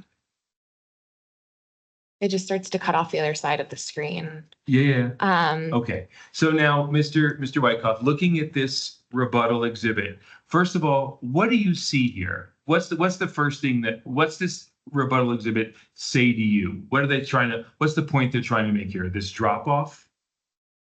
Yes, they're trying to show that what I believe they're trying to show is that at the point in time that the drop off occurred, there was an EUR loss on the well that was offset. And that has to do with the Talon well? Well, the Talon well is the well in green, I believe, although I can't see it fully on my screen. yes, sir. Yes, that is what it is. Yes. And I do have the other underlying data that Mr. Weinkoff used that appears to support our exhibit as well. Okay. All right. I just want to understand. For a non-engineer, I need to understand what's going on here. Okay, so impact of the frac hit, 30% drop from pre-offset oil forecast equating to, EUR. Okay, so now the exhibit that you emailed, it's not in evidence, but I'd like to see it. Can I see that exhibit? I've got it here, Mr. Oh, you have it here? Hammer. Okay, thank you. Is this it? Okay, all right. Now, what are you showing here from this exhibit, Mr. Wyckoff? Yeah, a couple of things. So this is just the first page of the exhibit. There's a couple of pages here. So I'm showing the oil curve of the Sandshoe 4/9 1H. Mhm. And I'm showing that what the forecast is before roughly and what it is after. And the dashed vertical line shows that when the offsetting well that's roughly 1,200 feet away, which is very similar to what the Talon well is a mile west of here, that the oil rates actually are similar and potentially stronger EUR than what was before the offsetting development. And so this is important to note that there is a closer analog than what was maybe previously conveyed by the other expert witness that shows no EUR hit or degradation. And how does the data that you're using, let's say the data you're using is wrong, and let's say that Ms. Luck points you to the OCD data and you use that data to do this analysis, how does that change? I'd have to look at the OCD volume data, but the volume data and public sources come from what's effectively being paid or taxed upon. So I don't know that the percentage of error. I would anticipate it's fairly reasonable for this particular well, though I do not have that in front of me to say with absolute certainty. But people are getting paid on these volumes, and this is a published record. So I couldn't tell you without looking at it in more detail for these particular wells. Okay. Now, before I go to you, Ms. Luck, let me ask Mr. Fordyce. Mr. Fordyce, from what you've heard so far, would you find this rebuttal exhibit to be helpful? Mr. Examiner, since we've allowed rebuttal exhibit E4 from Rockwood, I think it makes sense to allow a rebuttal to that rebuttal to be admitted as well. In addition to that, in supporting that, I would say the only, time that I've seen these exhibits are just on this shared screen. I can't even, I don't have time to review it. I don't know what it says. I don't know where the data came from. So I would say if we accepted rebuttal exhibit E4 from Rockwood, we should probably consider a rebuttal to that rebuttal to be reviewed. So I'm in agreement with that. The only caveat I say, Mr. Fordyce, is that as the gatekeeper of evidence, I have to only allow in reliable evidence. Now, the amount of reliability it goes to the weight of what you're going to put in it, and that really is ultimately up to you. But it has to meet a certain threshold. It has to be so at least reliable enough to get in the door. And it's one of those things. It's like defining reasonable suspicion or probable cause. No one can do it, and it's not meant to be done. But anyway, bottom line is, if it's not at least somewhat reliable, it's not relevant to what we're doing here. So what I'm trying to do, and I'm going to come to Ms. Luck, I'm trying to figure out a way for Mr. Weinkauf to do some further analysis, so that if we do let in the rebuttal evidence, that at least Ms. Luck doesn't have an objection as to the underlying data. That's what I'm working on. Okay. All right. So Ms. Luck, did you want to say something? Yes, Mr. Hearing Examiner, we continue to have concerns with the testimony that's been put forth by Mr. Weinkauf, because I have the underlying data from the source that he claims is what supports his proposition, and it does not. Can you tell me what you mean by that? Well, he submitted to the hearing examiner in this hearing today that this is not a modern completion based on his analysis of the data that he reviewed from this other source. So my clients have pulled the data from the other source, and it matches the OCD. Okay. Which is the data that I've already presented. So it's like every single underlying premise, like the reliability of this rebuttal exhibit, is being attacked now, because the reason that he's trying to attack our rebuttal exhibit is based on incorrect premises. I understand the argument. So is there a way for who did you say pulled the data, Ms. Luck? I'm sorry, Rockwood pulled the data, Mr. Kelton Powell. Okay, fine. Is there a way for you to have Mr. Powell and Mr. Weinkauf in touch at the same directly, so that they can share whatever information they have with each other? And then, so we'll just reserve this exhibit for now, since there are some real questions about the reliability of data. And Mr. Weinkauf, if I'm not mistaken, are you saying that this data that's in question is for the Talon well and not the well that you are actually showing on that graph, on that exhibit? Yes, that's an important distinction. The evidence that they brought forward of the discrepancy is purely related to the proppant volume of the Talon well. Right. That's where solely that singular well was where our commentary was regarded, and where the discrepancy is listed. So then your rebuttal exhibit rebuts the general idea of a drop in EUR, but it uses a different well, and that was presented to Ms. Luck. What is the name of the well that you are using? The well that Rockwood considered in this analysis is the Talon 5.8. It's like a 5-8 federal 2H well, and that's all operated by, or the form is filed by CASA. And I want to point out, though, if we're going to get into the rebuttal exhibits specifically, that I need to voir dire him still on the sand chute data, because the sand chute wells are not analogs. Okay.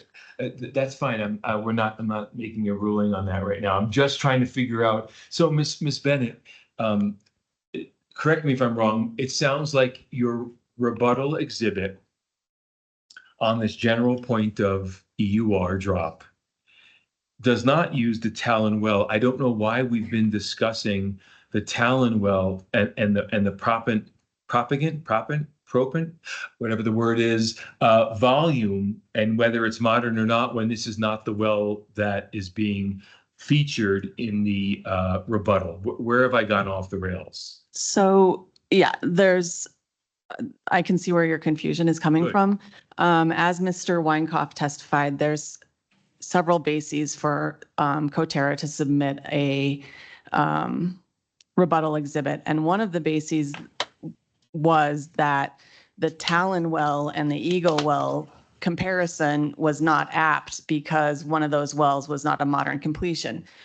Now we know, or at least we're edging towards knowing, that those two wells are modern to modern. So that basis for submitting this as a rebuttal exhibit is gone.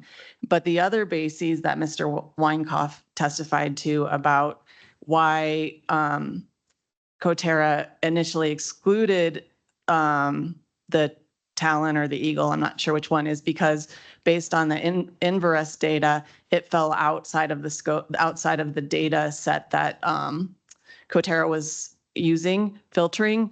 And so he wants to address that it wasn't an intentional omission, but rather was a feature of the data set, that the filter on the data set. And two, but to come in as a rebuttal exhibit, I have to hold you to the same standard Right. I held Ms. Luck earlier, that it needed to be some sort of surprise. So what was the surprise aspect of the Coterra evidence that you're rebutting? the surprise aspect was that the Inverus and OCD data were inconsistent. A lot of operators rely on Inverus for their data. I've never used it personally, but I understand it's an easy way to search and compile data quickly. So it wasn't until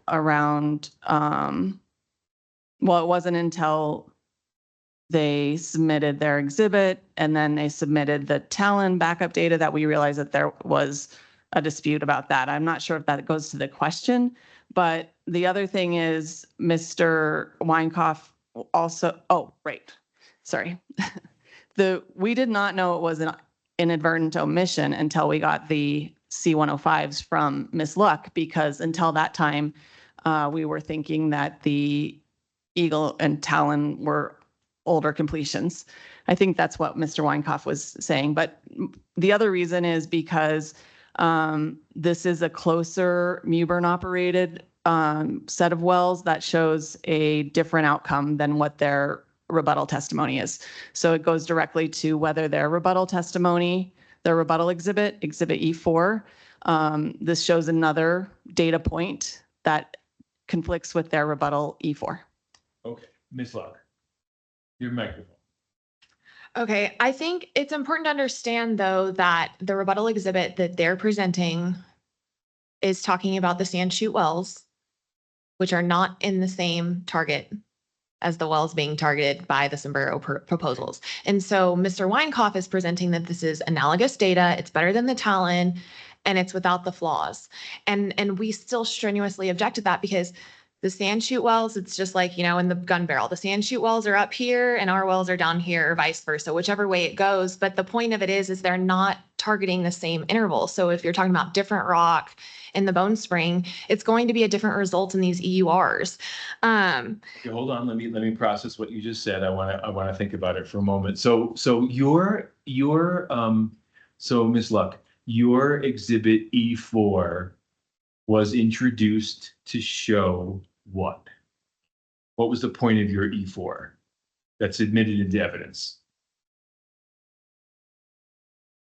It's a frac hit example. So it shows you basically the impacts on the offsetting wells from existing production and drilling wells. Okay, perfect. And in what formation? In the Bone Spring formation where we're proposing to drill the Rockwood wells. Does it say that on E4 that it's in the Bone Spring? Yes, so if you look in the text box, it says East Half, 2 Talon Second BSS wells, and that means Bone Spring, sorry, BSS. Now, are you saying that the exhibit, that this rebuttal exhibit does not show in the same formation? Is that what you're saying? Right, it has a different target. So Ms. Bennett, how is it relevant? How is it relevant if it's not in the same formation? I don't know that it's not in the same formation, so I would need to rely on ahead. Mr. Weinkoff. Go ahead, we're volunteering the witness, so go ahead. Mr. Weinkoff, is the sand chute well or wells that you've identified here on your proposed rebuttal exhibit, are those second Bone Spring wells? Yes, they're second Bone Spring wells, which is the same landing as the blue box and the Sombrero wells that we're talking about. I have seen no other evidence to suggest otherwise. And are the Eagle and Talon second Bone Spring wells? Yes, the Eagle and Talon, but wells are second Bone Spring wells as well. Why are we talking about the Eagle and the Talon wells? Because Ms. Luck said that the Eagle and Talon wells were second Bone Spring wells, and I just wanted to confirm with Mr. Weinkoff that he agreed that we were comparing apples to apples. But your rebuttal exhibit isn't using the Eagle or Talon wells. Right. It's No. using this other well. Yes. I just wanted to Yes, thank stay you. on firm ground here. So Ms. Luck, it's, I don't know if you want to do any more voir dire of this witness, but his testimony is that it is relevant because it is within the same formation. Okay, and I would like to ask him questions about how, okay, Mr. Weinkoff, do you know the depth difference in the proposed exhibit wells, the sand chutes versus the Sombrero, how many feet difference there are between where the wells are going to be drilled? No, I don't have the exact depths in front of me on those. Would it surprise you if it was 300 feet different?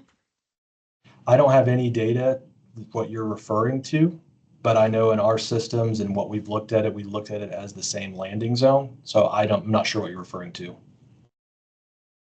Okay, well, so, I mean, but if I represented to you that there were 300 feet of rock difference between where the sand chute wells were landed and then where these wells are targeted, that you would disagree with that statement, that that's different rock between 300 feet? No, you can't use TVD alone to dictate whether wells are in the same bench. So my geologist previously and your geologist as well has shown a structure map. That structure is changing across the area. So by simply stating what may or may not be true, I don't know because I haven't seen the data, does not dictate whether, if you have a TVD difference in those wells, means that it's landed in a different zone. So you would have to provide data to support that. I am stating from our work internally at Coterra that we believe those wells to be of the same landing, and that is my testimony. Okay, but has your geologist reviewed this data? Yes, we are operating off the same data. Okay. And would it be helpful for me to provide the underlying data for our exhibit related to the completions?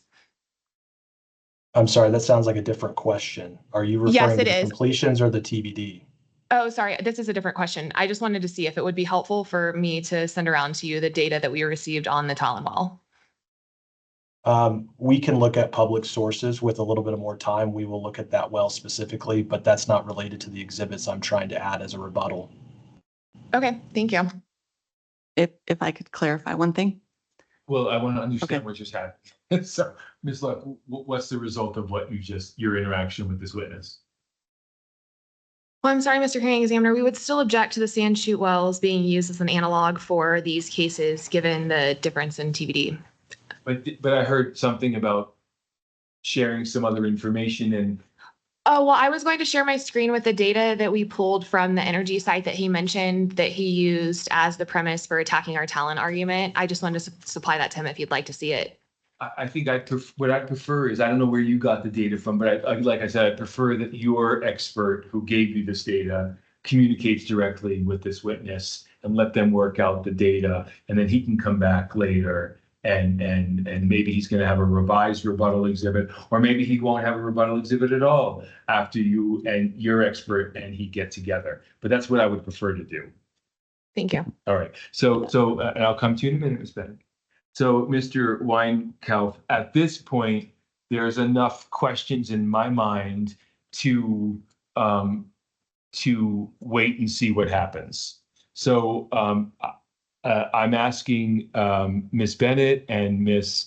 Luck to agree to allow you and your corresponding expert to discuss the data so that you can produce a reliable rebuttal exhibit if you choose to do so. Okay. Yes, sir. Do you have any questions based on what I just said? Mainly logistical questions related to interacting with the other expert, which hasn't been brought into this hearing as that is a different party that's been named from the technical expert that did the actual testimony. I'll But leave I can that talk. to. Yeah, I can talk to my attorney. Yes, Mr. Weinkauf, I'm going to leave that to your attorney to counsel you on, because I think that's her job. What I'm just saying is, at this point, the rebuttal exhibit, I'm going to sustain the objection to the rebuttal exhibit at this point because I'm not sure the underlying data is reliable. If you come back and tell me it is, and under oath, you're going to undergo direct and cross-examination and questions from our technical team, then you might show me that it is reliable, and then we'll accept the rebuttal exhibit. Okay, does that make sense to you? I understand what you're saying. All right, wonderful. Now, Ms. Bennett, before we move on, did you have anything more about this rebuttal exhibit? No, I do not. Okay, sounds good. So are you able to email Mr. Weinkauf and deal with this issue? Yes, not in this Okay. exact moment, but Okay. yes. Okay. Yes. And look, I want to remind the parties that an administrative hearing is not meant to keep out as much evidence as possible, like a criminal trial or even a civil trial. The rules of evidence are relaxed so that we can take in as much relevant and reliable evidence as we can so that we can make an informed decision. And that is in the back of my mind at all times, is the gate is generally open unless it's closed for a reason. So that being said, I think we beat this horse now for a while. Let's move on. Do you want to call your next witness? And who is it? My next witness is Calvin Boyle. Mr. Boyle. Okay. Mr. Boyle, I'll remind you that you are under oath. And as soon as we get your picture on the screen, there you are. Miss Bennett, take it away. Thank you. Good afternoon, Mr. Boyle. Thanks for being here. Did you prepare testimony in this case? Yes, ma'am. And have you had a chance to review your testimony and exhibits? Yes, ma'am. And are there any, in reviewing your testimony and exhibits? Miss Bennett, yes. My apologies. Miss Chance just saved the day again. Mr. Boyle, I thought I swore you in, but in fact, I did not. You were missing from the first group of people. So thank you, Miss Chance. Mr. Boyle, please raise your right hand. Do you swear or affirm under penalty of perjury that the testimony you're about to give is the truth, the whole truth, and nothing but the truth? Yes, sir. Please state and spell your name for the record. Calvin Boyle, CalvinBoyle. Excellent. And one question from me, sir. Have you been recognized as an expert before this division? Yes, sir. In what field? In facility engineering. Fantastic. I'm sorry, Miss Bennett. Keep going. That's okay. Thank you. So, and Mr. Boyle, you are employed by Coterra, is that right? Yes, ma'am. And you prepared testimony and exhibits that we submitted with your pre-filed materials? Yes, ma'am. And in your testimony and exhibits, were those prepared when the Yeti and Sombrero cases were both going to be heard as contested cases? Yes, ma'am. And so are there some changes that may need to be made to your exhibits to reflect at least on the first page, that the caption for the cases have changed? Yes, ma'am. And is that something that you could complete in fairly short order? Yes, ma'am. Mr. Boyle, do you adopt your testimony and exhibits? Yes, ma'am. And would you mind providing just a very brief summary of your exhibits for the division? Yes, ma'am. My exhibits go through how we are reducing surface waste by being as efficient as we can be with this land. On top of that, we're reducing what I would call cost waste, in that by developing it the way we're going to develop it, we're able to reduce surface facilities and thereby cost. And then on top of that, with our plan, we use a tankless facility. And with that, we reduce emissions compared to a tank facility. And then finally, that we have takeaway in this area that we can connect to. Thank you. I have no further direct. Thank you. So the exhibits have been admitted already. As you know, you've adopted them. Mr. Examiner, I'm sorry. I would like to, we've been going through Exhibit A4 with every witness, and I don't want to continue to do that. So I will remove. Okay. I'm voluntarily remove A4 without any suggestion that it was improper, but each witness is testifying. And so I'd rather just move forward with their testimony than rehash that exhibit. Then when you submit this final exhibit packet, whenever you do, we'll talk about that later. Please omit A4. I will. Okay, thank you. So I've sustained Ms. Luck's objection to A4. We're done with that issue. Ms. Luck, cross-examination? Thank you. Thank you for being here, Mr. Boyle. I am looking at 4 of your exhibits, specifically D3, D4, D5, and D6. So that's the ones I really want to talk to you about right now. You have a lot of exhibits that you put together about the infrastructure. Is this typical for a polling case to put together 7 or 8 exhibits about the infrastructure? On occasion, it's been a little bit less, but every one that I have done, we've included this. Okay. And then when I look at a lot of your statements that you make in your testimony and your exhibits, you say such and such will be. Like there will be surface locations, there will be combined central tank battery. So what I'm trying to find out is how long will it take to build all the infrastructure that it's needed to produce the sombrero wells? Yes, ma'am. I mean, it wouldn't be typical to have this built out 10 months before we drill it. So, I mean, this is going to go through our normal process where we get our documentation together and then we go out and build it. So in this case, this is fee surface, so we don't expect that to take a long time to get approved to be able to execute. And then from there, a pad probably takes 30 to 50 days to build, depending on the area. And then a CTB is about probably 3 months, maybe 4 if it's a larger facility. Okay, so on exhibit D1, sorry. You show that you're building a central facility, so you're still saying that's going to be a 3-month process to build a central facility? Yes, ma'am. It takes time to build a facility from scratch. Yes, sir. And that's what we're worried about here because we have lease expiration. So we need Coterra to get this done before our leases expire. That's why I'm asking you these questions. So when does Coterra plan to start building the infrastructure? Like, give me a day. You want an exact day 10 months from now?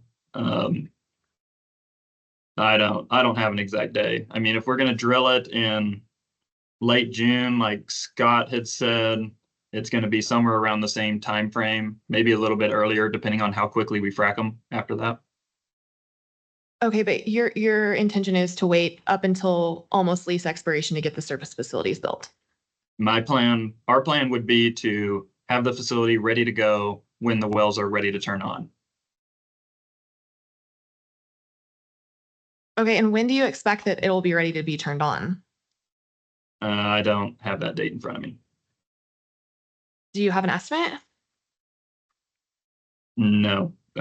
Weston will be able to estimate how long it takes to drill But on this exact instance, I don't know the timeline to drill, how long it takes us to get back to frac. Generally, it's reasonably short. We don't keep a duck very long, generally anyways. So.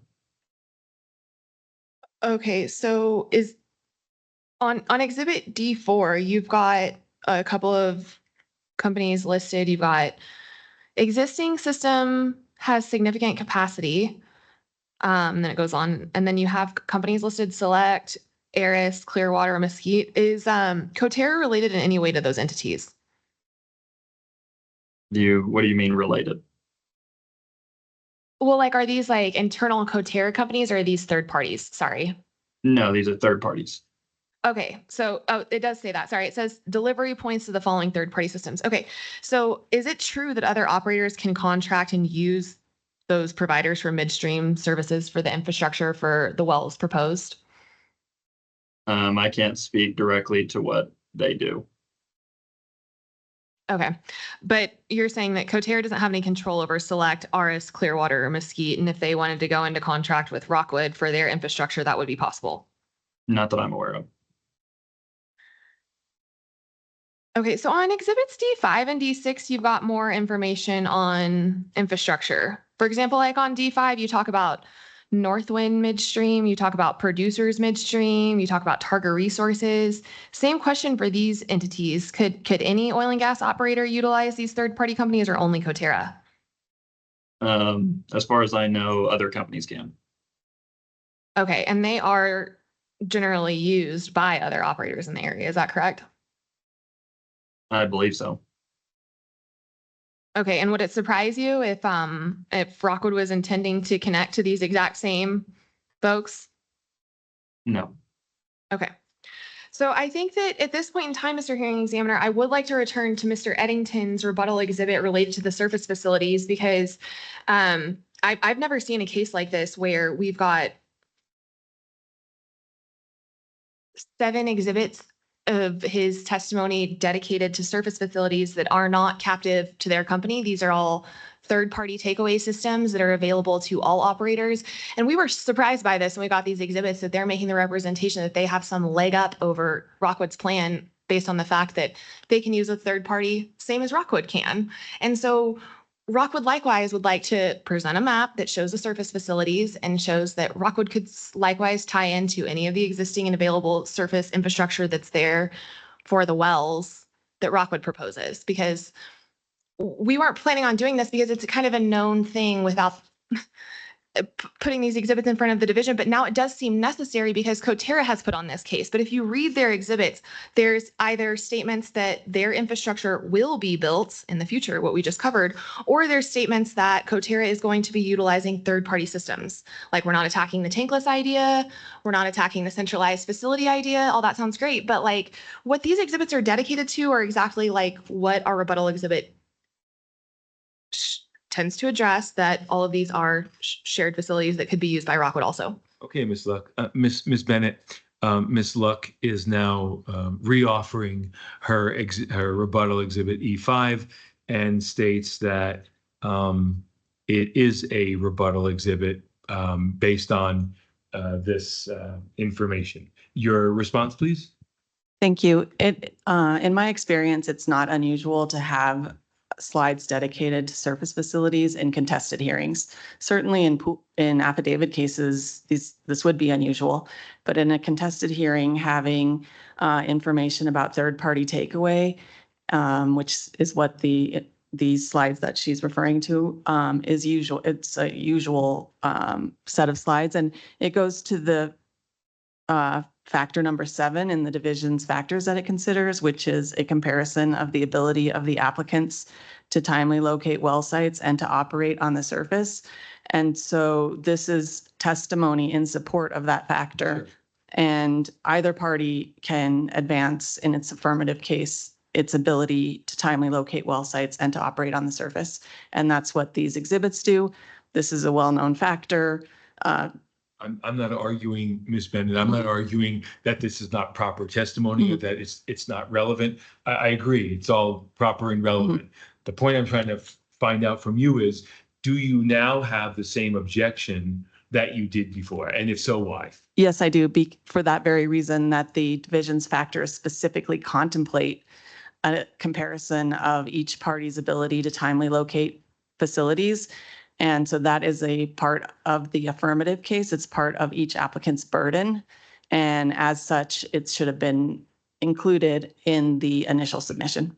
While I agree with you and still agree with you that it should have been included in the original packet, it's now being offered for a different purpose. So now we need to focus on the different purpose and not just that it should have been part of their case in chief, but that they are now trying to get in E5 to rebut the information that Mr. Boyle just testified to and to his exhibits. And your response to that?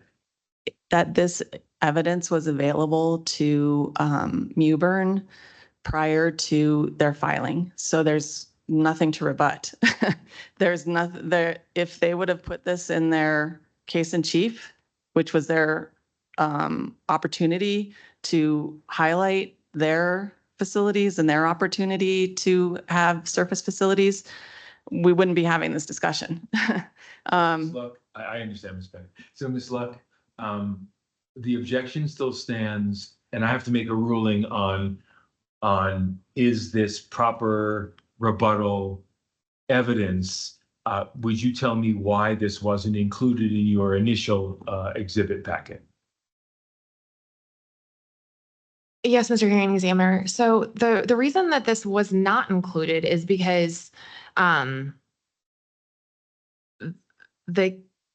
it did not seem, or I wasn't aware that there would be such extensive discussion in Mr. Boyle's testimony that they would be utilizing, as Ms. Bennett points to, this surface factor, third parties to support their claim that they're better off in terms of that surface factor. So now bringing it full circle, I think that Rockwood could also make the exact same arguments that Coterra has regarding the surface factor with our rebuttal exhibit by saying, like, Rockwood has planned third-party takeaway, reducing costs and demonstrating readiness. And like, that was not necessary before, because I thought we were all in understanding that, like, Northwind, Aris, all these companies I just went over with him are available to everyone. Let me ask you a different question. What evidence did you submit that goes to factor 7? I would have to look back at my exhibits. Just off the top of your head, you don't have to be very specific. I'm just wondering, how did you anticipate providing the division evidence on factor 7? And Mr. Hearing Examiner, so in terms of the surface factor, it's my understanding at this point in time that Rockwood has submitted revised C-102s that are now filed into the record. They reflect the fact that Rockwood has timely and accurately located a surface location for the wells that are proposed to be drilled under the Rockwood application as reflected on the C-102s. And so the C-102s support the surface proposition that there's no impediment to the development on the surface for Rockwood. And in addition, I believe that Mr. Gavin Eddington's testimony goes towards the surface factor, that Mewburn is an experienced operator, has done many oil and gas wells, especially in this area, and it's ready to operate. And I think that he did testify to that Mewburn is ready to operate in this area if Rockwood's awarded the pulling order.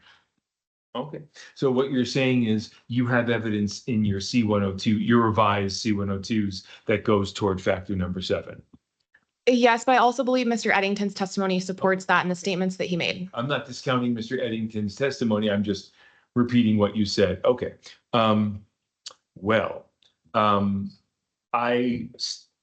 maintain my ruling in favor of Coterra in this factor because I feel like this should have been anticipated and filed to go to factor 7. You have other data, great, but to add data and to call it rebuttal now, it doesn't fit into the very narrow scope as a trial attorney that I have been taught fits in properly with what is truly rebuttal and what is just, oops, I forgot to do this, I'd like to do it now. So that's not going to change for now. Where are you with this? Oh, weren't you cross-examining this witness, or are you done? Mr. Gamer, I'm done with the cross-examination. I apologize. I thought I was just supposed to bring it back to the rebuttal exhibit at some point when I felt that there was a door that had been opened to that issue. Definitely. And you're doing your job, and I'm not commenting on that. Okay, so Mr. Boyle, we now turn to Mr. Fordyce. Mr. Fordyce, questions? Yeah, I have a quick question for Mr. Boyle on Exhibit D9, which Could is someone pull it up? page Hold on, we're gonna 146. thank you. We're gonna pull it up for you.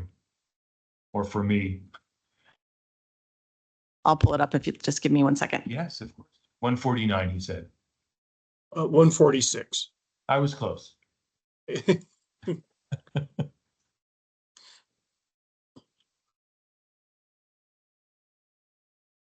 146, Miss Luck.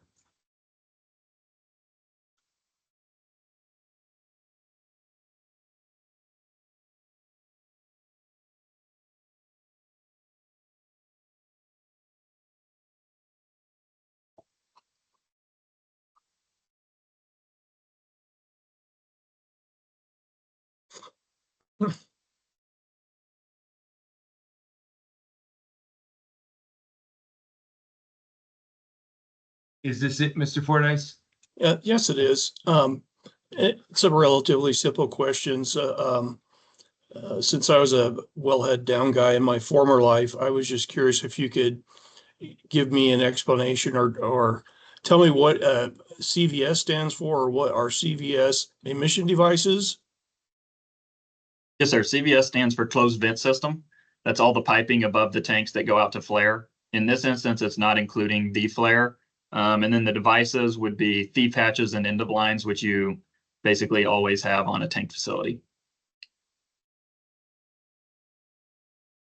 So I'm curious, when did you, Coterra, adopt a tankless design? Was that in 2023, like in this picture? Oh, no, sir. I was just showing an example of what we were back in 2019 and pretty much where we are now. But we switched to tankless, I think it was 2019. If not, it was 2020.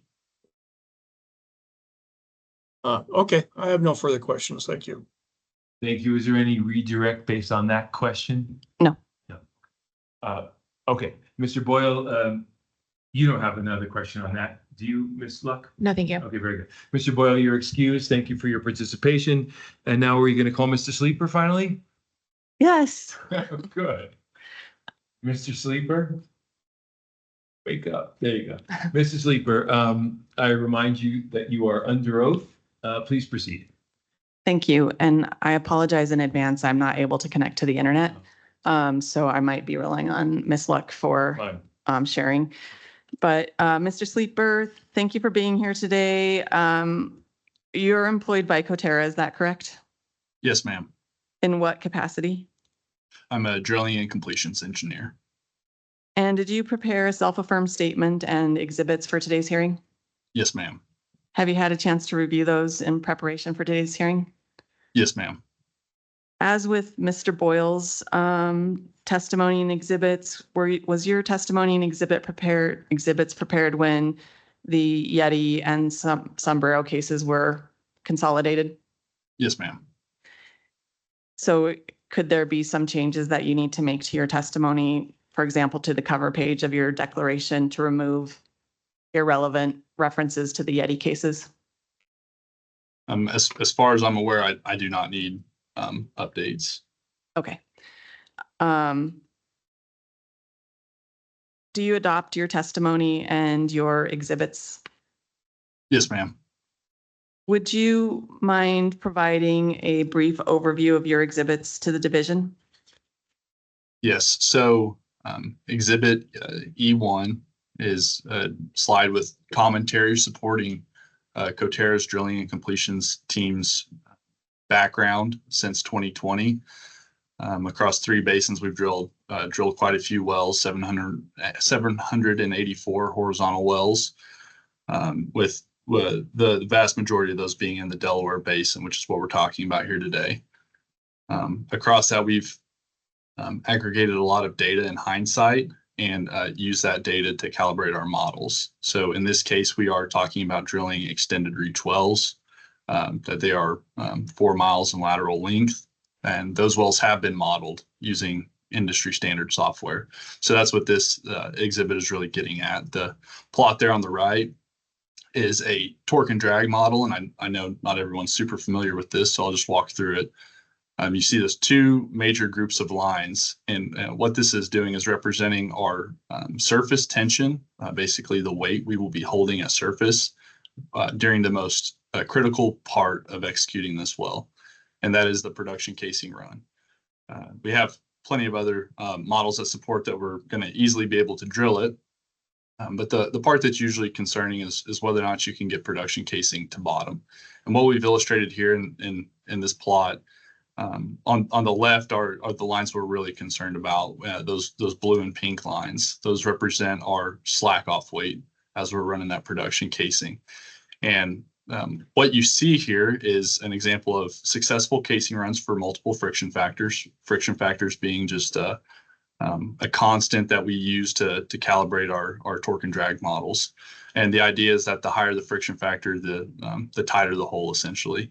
And in all cases, we would be able to successfully get casing to bottom here. And again, this is the part of the wellbore construction process that would be the toughest. Then do you want me to go ahead and move on? Yeah. To E2? Yes, that'd be great. Okay. Yeah. And then, as I mentioned, I'm a drilling and completions engineer. So E1 was covering the drilling portion, and then E2 is covering the completion portion. We're doing similar hindcasting to what I described on the drilling side, and in this case, we're looking at some offsets, some recent offsets of our data set, where we completed 3.5 mile laterals down in Reeves County, Texas. And when we did that, it was a slightly different casing design, but it was a more limited design than what we would execute here. And the real point of this exhibit is just to illustrate that we're very confident in our ability to drill and most importantly, complete these wells. In no case were we ever pressure limited, and we achieved our target treating rate throughout the duration of the frac. Thank you. You've had a chance to look at Rockwood's test or exhibits, right? Yes, ma'am. And are you familiar with their exhibit E2 that identifies experience in Northern Lee County? Yes, ma'am. And do you have any comments about that table that Mewburn included in exhibit E2? Yeah, just a couple of general comments, speaking again to our experience as an operator in the state of New Mexico and the Delaware Basin in general. Since 2020, on the slide we showed previously in Exhibit E1, we have drilled 784 wells across 3 basins, but 578 of those were in New Mexico and Texas. And in New Mexico alone, there was 212 wells. So New Mexico is a big place, but we do see some differences in how those wells drill across the state. But what I really wanted to speak to specifically was Lee County, which is where we're talking about now. Since 2020, we have drilled 25 1-mile wells, and then we have drilled 153 2-mile wells since then. And included in that data set are 13 wells that we have recently drilled, meaning this year we have drilled in what was previously defined as Northern Lee County. And those wells, we saw some of the best performance we've seen across the Delaware Basin. And from our perspective, and in my expert opinion, I do not consider Northern Lee County to be a particularly challenging area to drill within the Delaware Basin. And so is it, to summarize your review of Mewburn's exhibit E2, it doesn't accurately reflect, in your opinion, the number of wells that Coterra has drilled or is in the process of drilling in Lee County? Yes, ma'am, that's correct. And specifically Northern Lee County. I think that exhibit showed that we had drilled 1 well since 2020. And I just wanted to clarify that just this year, since the close of the acquisition that we've mentioned several times in this hearing, we have drilled 13 wells since January this year. And are you in the process of drilling any wells in Northern Lee County? We currently have one rig active on a 5-well project, and we're about to mobilize our second rig up there to get going on that project as well. So it's an additional 5 wells to add to that data set that is currently underway. Thank you. I don't have any more questions for direct. Thank you. Ms. Love. Thank you. Hi, Mr. Sleeper. Thanks for being here this afternoon. I want to check in with you. Has Coterra ever drilled a 4-mile well? We have in the Marcellus Basin. Where is that? It is in Pennsylvania.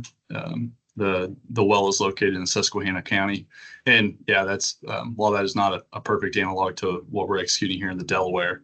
I will say from a physical perspective, that well was more challenging. It was same lateral length as what we'd be executing here, but it was a shallower TVD. So that makes the execution of the well from a wellbore construction perspective a little bit more challenging, and we were able to complete that with relative ease.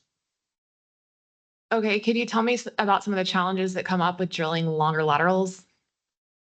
One of the main challenges with extended reach wells in general, and this is true for anything from 1 mile to 2 and 2 to 3 and so on, is going to be your ability to get that production casing to bottom. And that again is what the plot in Exhibit E1 is meant to illustrate. That calibrated to our data in the basin, we will be able to execute that and most importantly overcome that challenge of getting casing down. Okay. So would you say that there's any risk on the drilling side with the well being located in the same zone about 700 feet away? There is risk, and we have industry standards that help us mitigate that risk. And we monitor our wellbore trajectory at all times for any collision and maintain certain standards with regard to how far we need to stay away from those wells. Okay, so in terms of addressing the risk of losing circulation, what are you going to do about that? With the risk of losing circulation, I guess I would refer back to Exhibit E1. I do have a bullet point in there with an acronym called MPD, Managed Pressure Drilling. What that allows you to do is it allows you to have essentially a wider mud weight window and manage back pressure on surface to help stabilize the hole and keep your rheologies of your drilling fluid in the window that you'd prefer so that you can maintain circulation. Okay, and I think that your geologist testified to this earlier, but do you agree that this is a sandstone? I am not a geologist, so I would just refer to whatever she had testified to. Okay, well, I guess my question for you, though, is from an engineering perspective, does drilling through a sandstone rather than a shale increase the risk? Not in my experience. Okay, and you just said something earlier to Ms. Bennett about having 2 rigs available, is that correct?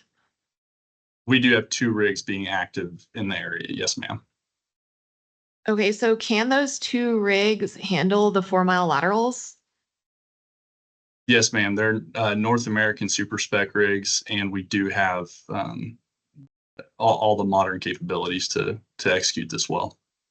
So, like, you're telling me affirmatively that that drilling rig can drill the full 4 miles? Yes, ma'am. Okay. So when does Coterra plan to drill the wells? My understanding is that that will begin to take place in June of 2026. Okay, and so what issues may arise with drilling that could delay the drilling? There's an array of issues that come along with drilling lateral wells, and those issues are independent of lateral length in a lot of cases, but any kind of tool failure or any of the uncertainties that go into drilling a well could extend that timeline. Okay, and so what has Coterra done to prevent lease expirations if there's drilling issues? Objection, scope. Okay, scope. Got it. Ms. Love.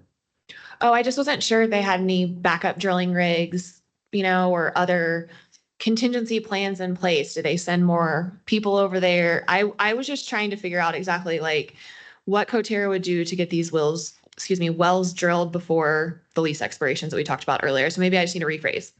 Perfect. Thank you. Sustain, rephrase. Okay, sorry about that, Mr. Sleeper. I just want to clarify, what does Coterra do in terms of contingency plans if there's drilling issues? Maybe I'm misunderstanding. Are you asking how we will address issues as they arise? Yeah, so in my mind, I'm worried that you're gonna get started drilling, maybe one of the drilling rigs goes out, or maybe one of them actually has to go somewhere else and it's not available for these projects. So then are you able to contract in another drilling rig, or what does Coterra have a contingency plan to stay on drill schedule if issues come up? Yeah, I guess I can speak broadly to that. We do have a fleet of 9 rigs currently active in the Permian, and that plan is to increase rig count in the year of 2026. But as far as contingency to make sure that these wells are executed on time, we're going to do things like I've illustrated here in Exhibit E1 and do all the pre-planning to make sure that we've got a solid game plan going into it and can execute that plan.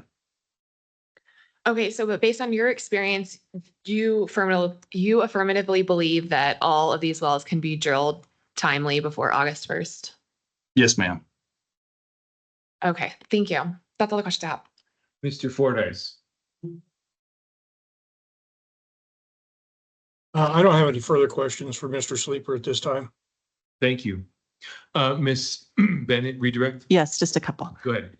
Mr. Sleeper, a moment ago, Ms. Luck asked you if all of the 4 wells could be drilled by August 1st. Is that your understanding that they'll be drilled, or is it a spud date? My understanding is that is a spud requirement.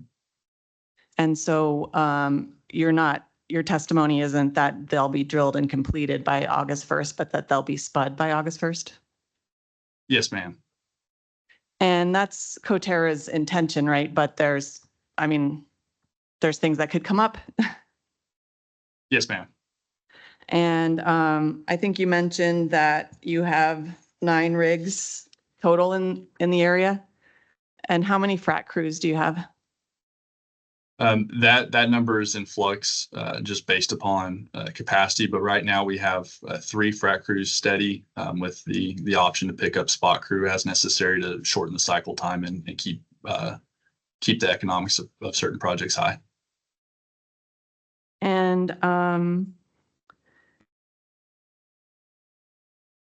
that's actually all I had. Thank you. Thank you. Any follow-up to that, Ms. Luck? No, thank you. Mr. Fordyce? No follow-up questions. Thank you. Mr. Sleeper, thank you for your participation. You're excused. Now, we still need to deal with that other exhibit. And I mean, it seems like we're pretty much at the end of the hearing. Ms. Bennett? Sorry, I thought that I didn't understand that you wanted us to have that coordination before the end of the hearing. Okay. And that's what were you thinking? Well, I was thinking that there's going to be requests from Mr. Fordyce to make changes, and Mr. Jolly hasn't reappeared to talk about the C-102s, and I'm not even sure he needs to, but I would like to look at them a little bit more. So it seems to me that there's going to be a need for us to come back together. Okay. And I didn't mean to foreclose that option. I'm just, for today, I meant. Yes. It seems like you presented all your witnesses. I have. Okay. Oh, well, I do need to say something about notice. Yes, that's not part of the witness, is it? No, it's part of, unless it's part of myself. Well, you're not a witness. Yeah. Okay, so does that conclude your case in chief? Except for discussing notice, which I consider to be. Look, the case in chief is just to present evidence, so. Okay. I believe you're saying yes. Yes. Let's pretend you're saying yes, respect. And Miss Luck, did you hear anything in the evidence that surprised you so that you need to put on a rebuttal case? No, Mr. Hearing Examiner, aside from the Exhibit E5 that we've already discussed, that would be the only remaining issue. And of course, I could recall Mr. Jolly related to the Exhibit C5, the C102 corrections, or we could do that at another time. I also wanted to bring up with Mr. Fordyce and the Hearing Examiner, the possibility of written closing statements. I don't know if that's a potential, that's a possibility in this case, but that would be my preference. That all makes sense to me, but we'll talk about it further. But thank you. All right. So what I'm hearing is that today's evidentiary hearing has come to a conclusion. There's going to be a legal argument about notice. Is that right? It's not a legal argument. I just want to inform the division about an issue with notice. Oh, yes. Sounds like it's, well, I don't think you're doing it just out of the kindness of your heart. Are you, Ms. Bennett? No, I think that it's part and parcel of my request that we need to continue the case. Okay. Now, are you talking about the notice? No, you're talking about your own notice. My own notice. Okay, fine. And I believe that it probably wouldn't hurt for Ms. Luck's case also to have some more notice because Ms. Luck, we had discussed yesterday, Mr. Fordyce and I, the idea that there were interest owners, uncommitted interest owners, and I know your argument was voluntary commitment is not defined anywhere in the rule, but the way the technical team and the hearing bureau view uncommitted interests is an interest that hasn't been formally committed. And a letter saying we support this other development or your development, in fact, does not fit into that category. And there's no argument that you're going to make that's going to change how we feel about that. So this is a good opportunity for you to cure your notice issues as well. So I would highly recommend that you come up with a list of interest owners who are uncommitted, meaning they haven't signed a formal JOA or they don't have a commitment in writing with Rockwood or Mewbourne, and provide them proper notice of the date that we're going to come back on the record. So if they want to object, that they can. And I know you're shaking your head, but I don't know why you're shaking your head. Well, I just disagree with that interpretation of the rule completely. Okay. But I understand that you do. You mentioned that yesterday. However, we've discussed it as a team in the division, and this is how the division is viewing that rule. So. Well, yes, Mr. Hearing Examiner, I understand. So I just want to return to the remaining issues that are left in the case, if we can wrap it up. I don't know if there's anything else. I want to write this down, so hold on. So we have notice issues with both parties. And is this going to be put in a written order that notice is being required? Do I need to make I don't think I need to make a written order. Well, I'm telling you now. I'm not clear where the basis for the. Okay. You don't happen to have a pen, do you, Mr. Court Reporter? Thank you.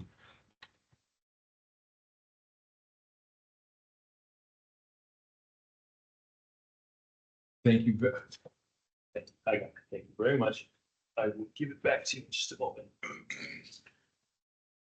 Oh, it's a nice pen. Thank you. All right. Ms. Luck, what is your list? Oh, I just want to ensure that at this point in time, I have moved the admission of all of my exhibits that I presented to the division during this hearing, which includes exhibits A through F in the subparts, and that all of those exhibits, as noted by you previously, have been taken into the record with the exception of exhibit E5. The answer is I have not. The answer is yes, but I'm gonna go to Miss Bennett in just a moment. I have not seen your new submission yet. I don't know. I think you did it today while we were having the hearing. So you submitted new C1. What have you submitted?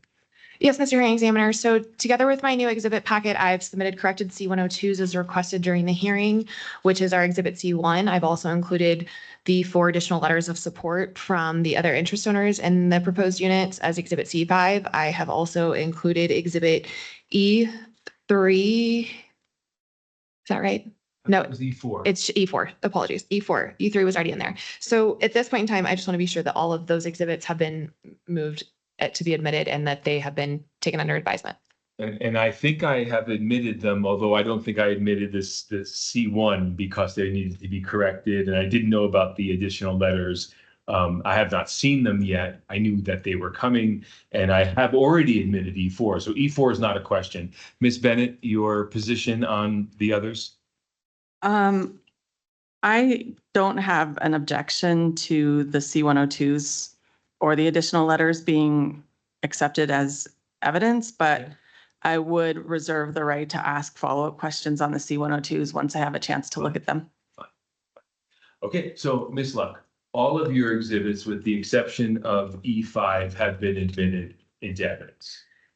Thank you, Mr. Hearing Examiner. When the case is continued, I'll ensure that our witness is available for questioning on cross-exam.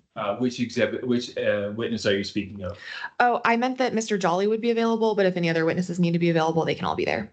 And I wonder, Ms. Luck, if you want to call anyone at Rockwood. Wasn't there a gentleman there that you mentioned a few times? Well, I think the question here is whether or not Ms. Bennett wants to ask him cross-exam questions, and he can be available at the next hearing, but we did not list him on our pre-hearing statement, and I don't want to have any kind of technical violation with direct testimony. So, Ms. Bennett, it wouldn't be proper to call him for cross-examination. If you want to call him, you're welcome to advise Ms. Luck that you want to present him as your witness.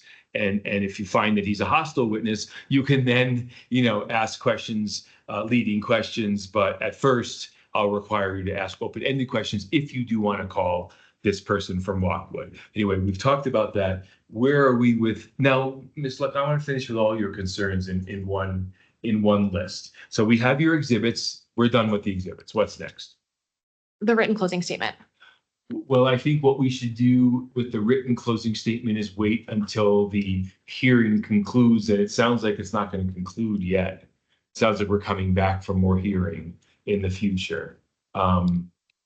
So let's talk about coming back in the future. I want you to strongly consider, I can't tell you what to do, but strongly consider providing the division with a list of parties who own an uncommitted interest in this subject land that you want a compulsory pool, and show the division that you have made contact under the rule by written letter and or publishing if need be, but just follow the rule 1915-412 A1A. So I want to strongly recommend that you do that so we don't have an issue with notice when we come back. Do you have a comment about that? I was waiting for the hearing examiner to proceed with the hearing. I'm not sure what's next. Oh, well, I'm asking you for a comment on the record on what I just said about the notice. Is there anything further with respect to the other exhibits or evidence in this case? I don't have anything else to add, sir. Well, that is part of the evidence. That's why I'm addressing it. Because right now we don't have evidence on who else owns an uncommitted interest here. And also we don't have evidence that you've given them proper notice. Okay, and we dispute the fact that proper notice has been provided. The rule requires notice to the parties to be pooled, and if there is additional notice that needs to be required, that will be rectified before the next hearing. Is there a hearing date that's available that we can discuss? We first have to make sure that we all have time to perfect notice, and Ms. Bennett has, so I guess you don't have anything else besides your written closing argument that you want to address now, is that right? That's correct. Very good. Ms. Bennett, what are the issues that you want to deal with? Thank you. So the only thing I wanted to raise was with respect to notice is that I sent the notice letters to the overriding royalty interest owners on July 25th, which was one day late. Okay. And of course, if we had to, we would have been willing to remove them from the pooling list, but given that there's going to be some time that passes and tomorrow is the date that those letters would be ripe, I think that we can just move forward with a hearing on September 11th, perhaps. September 11 is a hearing by affidavit docket. Okay, yeah, I think we could do that. I don't see any reason why not. Does that give time in case Ms. Luck wants to take me at my strong suggestion that she perfect notice. Does that give her time? Yes, I was looking at that and Okay. today's the 13th and 20 Perfect. days is. Plenty there's- of time. Yeah, and there's not really a hearing date between, that would work otherwise. There's an Okay, right. 8/26, but that's too Not soon. enough time, right? Okay, so Ms. Luck, September 11th, Yes, that works for me. Thank you. and you'll have your witnesses available on that day? Yes, I will confirm that Mr. Jolly is available. I apologize. He is offline now, I believe, but I will need to just confirm, and I believe that he could attend, but I can't completely make that representation quite yet. So why don't you let us know?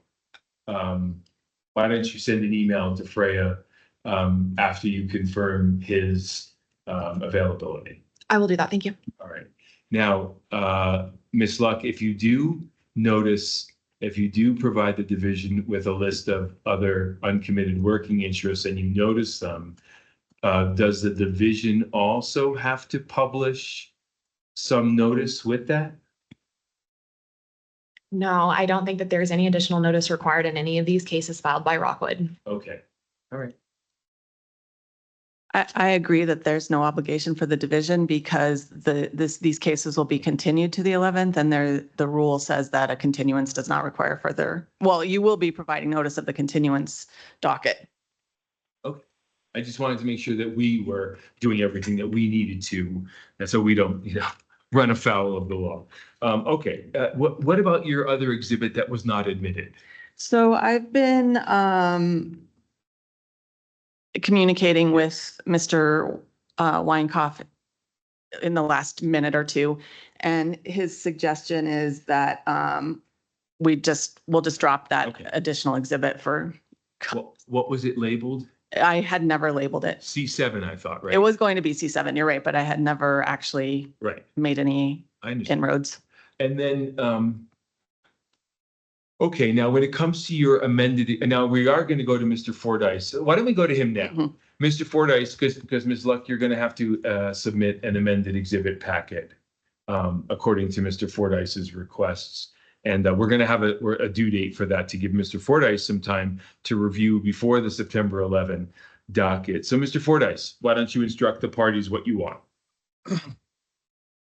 The first item for both parties is to correctly describe the pool codes and names. And I will reference, to make things a little easier, the pool code used in Coterra's exhibits. That is the Wildcat WC, bunch of letters and numbers, pool code 97926.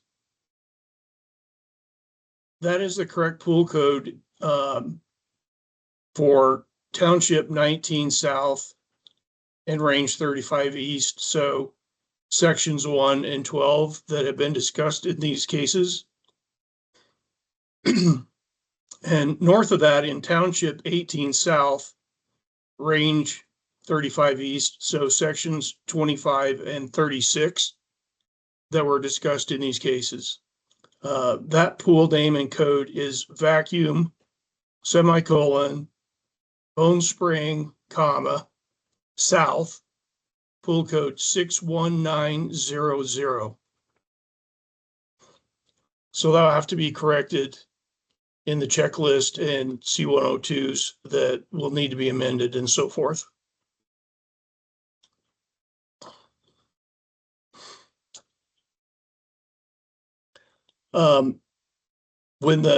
For Miss Bennett, while you're correcting the C102s, I had noticed that Coterra's OGRID was used, but the operator was listed incorrectly as Cimerex, I believe, which you may be aware of because you're nodding.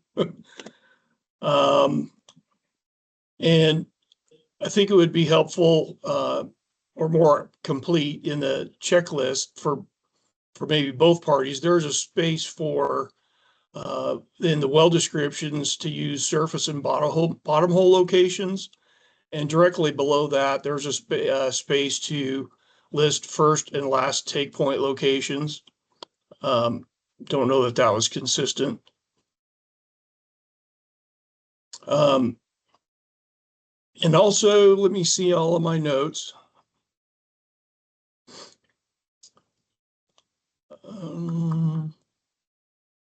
And of course, then for Miss Luck, I think one of the last things I would have is that in your exhibits, Rockwood's O-grid was listed as 341867, which is actually an O-grid that doesn't even exist in the system. Do you have the correct O-grid for Rockwood? Yes, and I apologize. That was the state land office OGRD number that was entered in error just because of a confusion between the two. So the correct OGRD number is 333298. Okay, very good. I And have then, prepared, sorry, I prepared amended checklists, included them with our amended filing packet that just corrected the OGRD number only on the checklist, but not on the applications or the other filings. And I would also request, along with what Mr. Hearing Examiner was saying, that we would like to see a list of all the interest owners in the, 4 cases and spacing units so that the record is complete, and who is being pooled in those lists. Okay, but the only party that's being pulled is Coterra. Yes, Are Ms. you Luck, I hear requesting, you. are you requesting like a title exam? Because we don't really want to provide title information as a part of our exhibit. I'm requesting a complete and accurate list of the interest owners and the spacing units that you're discussing in these cases. Which includes parties that are not being pooled in this case. Is that correct? That is correct. Okay, and under what rule or law are you making that request? That is a standard format that we use for the record in these compulsory pooling cases. I understand that, Mr. Fordyce, but this is an agency, and an agency has limited jurisdiction and authority to pool parties. And the reason that this agency has been given this authority is by the legislature. And through the Oil and Gas Act, the legislature told the agency what it could and couldn't do. And so the reason that we go to these pooling hearings is very specific to the parties that are going to be pooled. And we're not in a position to provide title information regarding the spacing units. Ms. Luck, if you don't want to fulfill that request, that's your option. Okay, are there any other requests with respect to Rockwood's exhibit? I think that will conclude my request for corrections.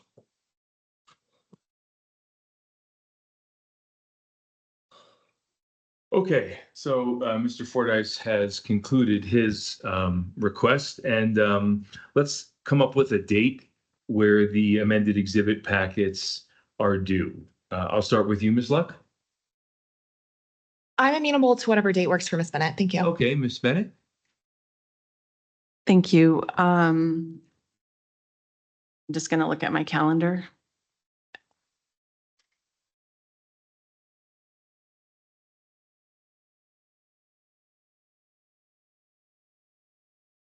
Sorry, it's so late in the day. I can't even remember where my calendar is on my phone.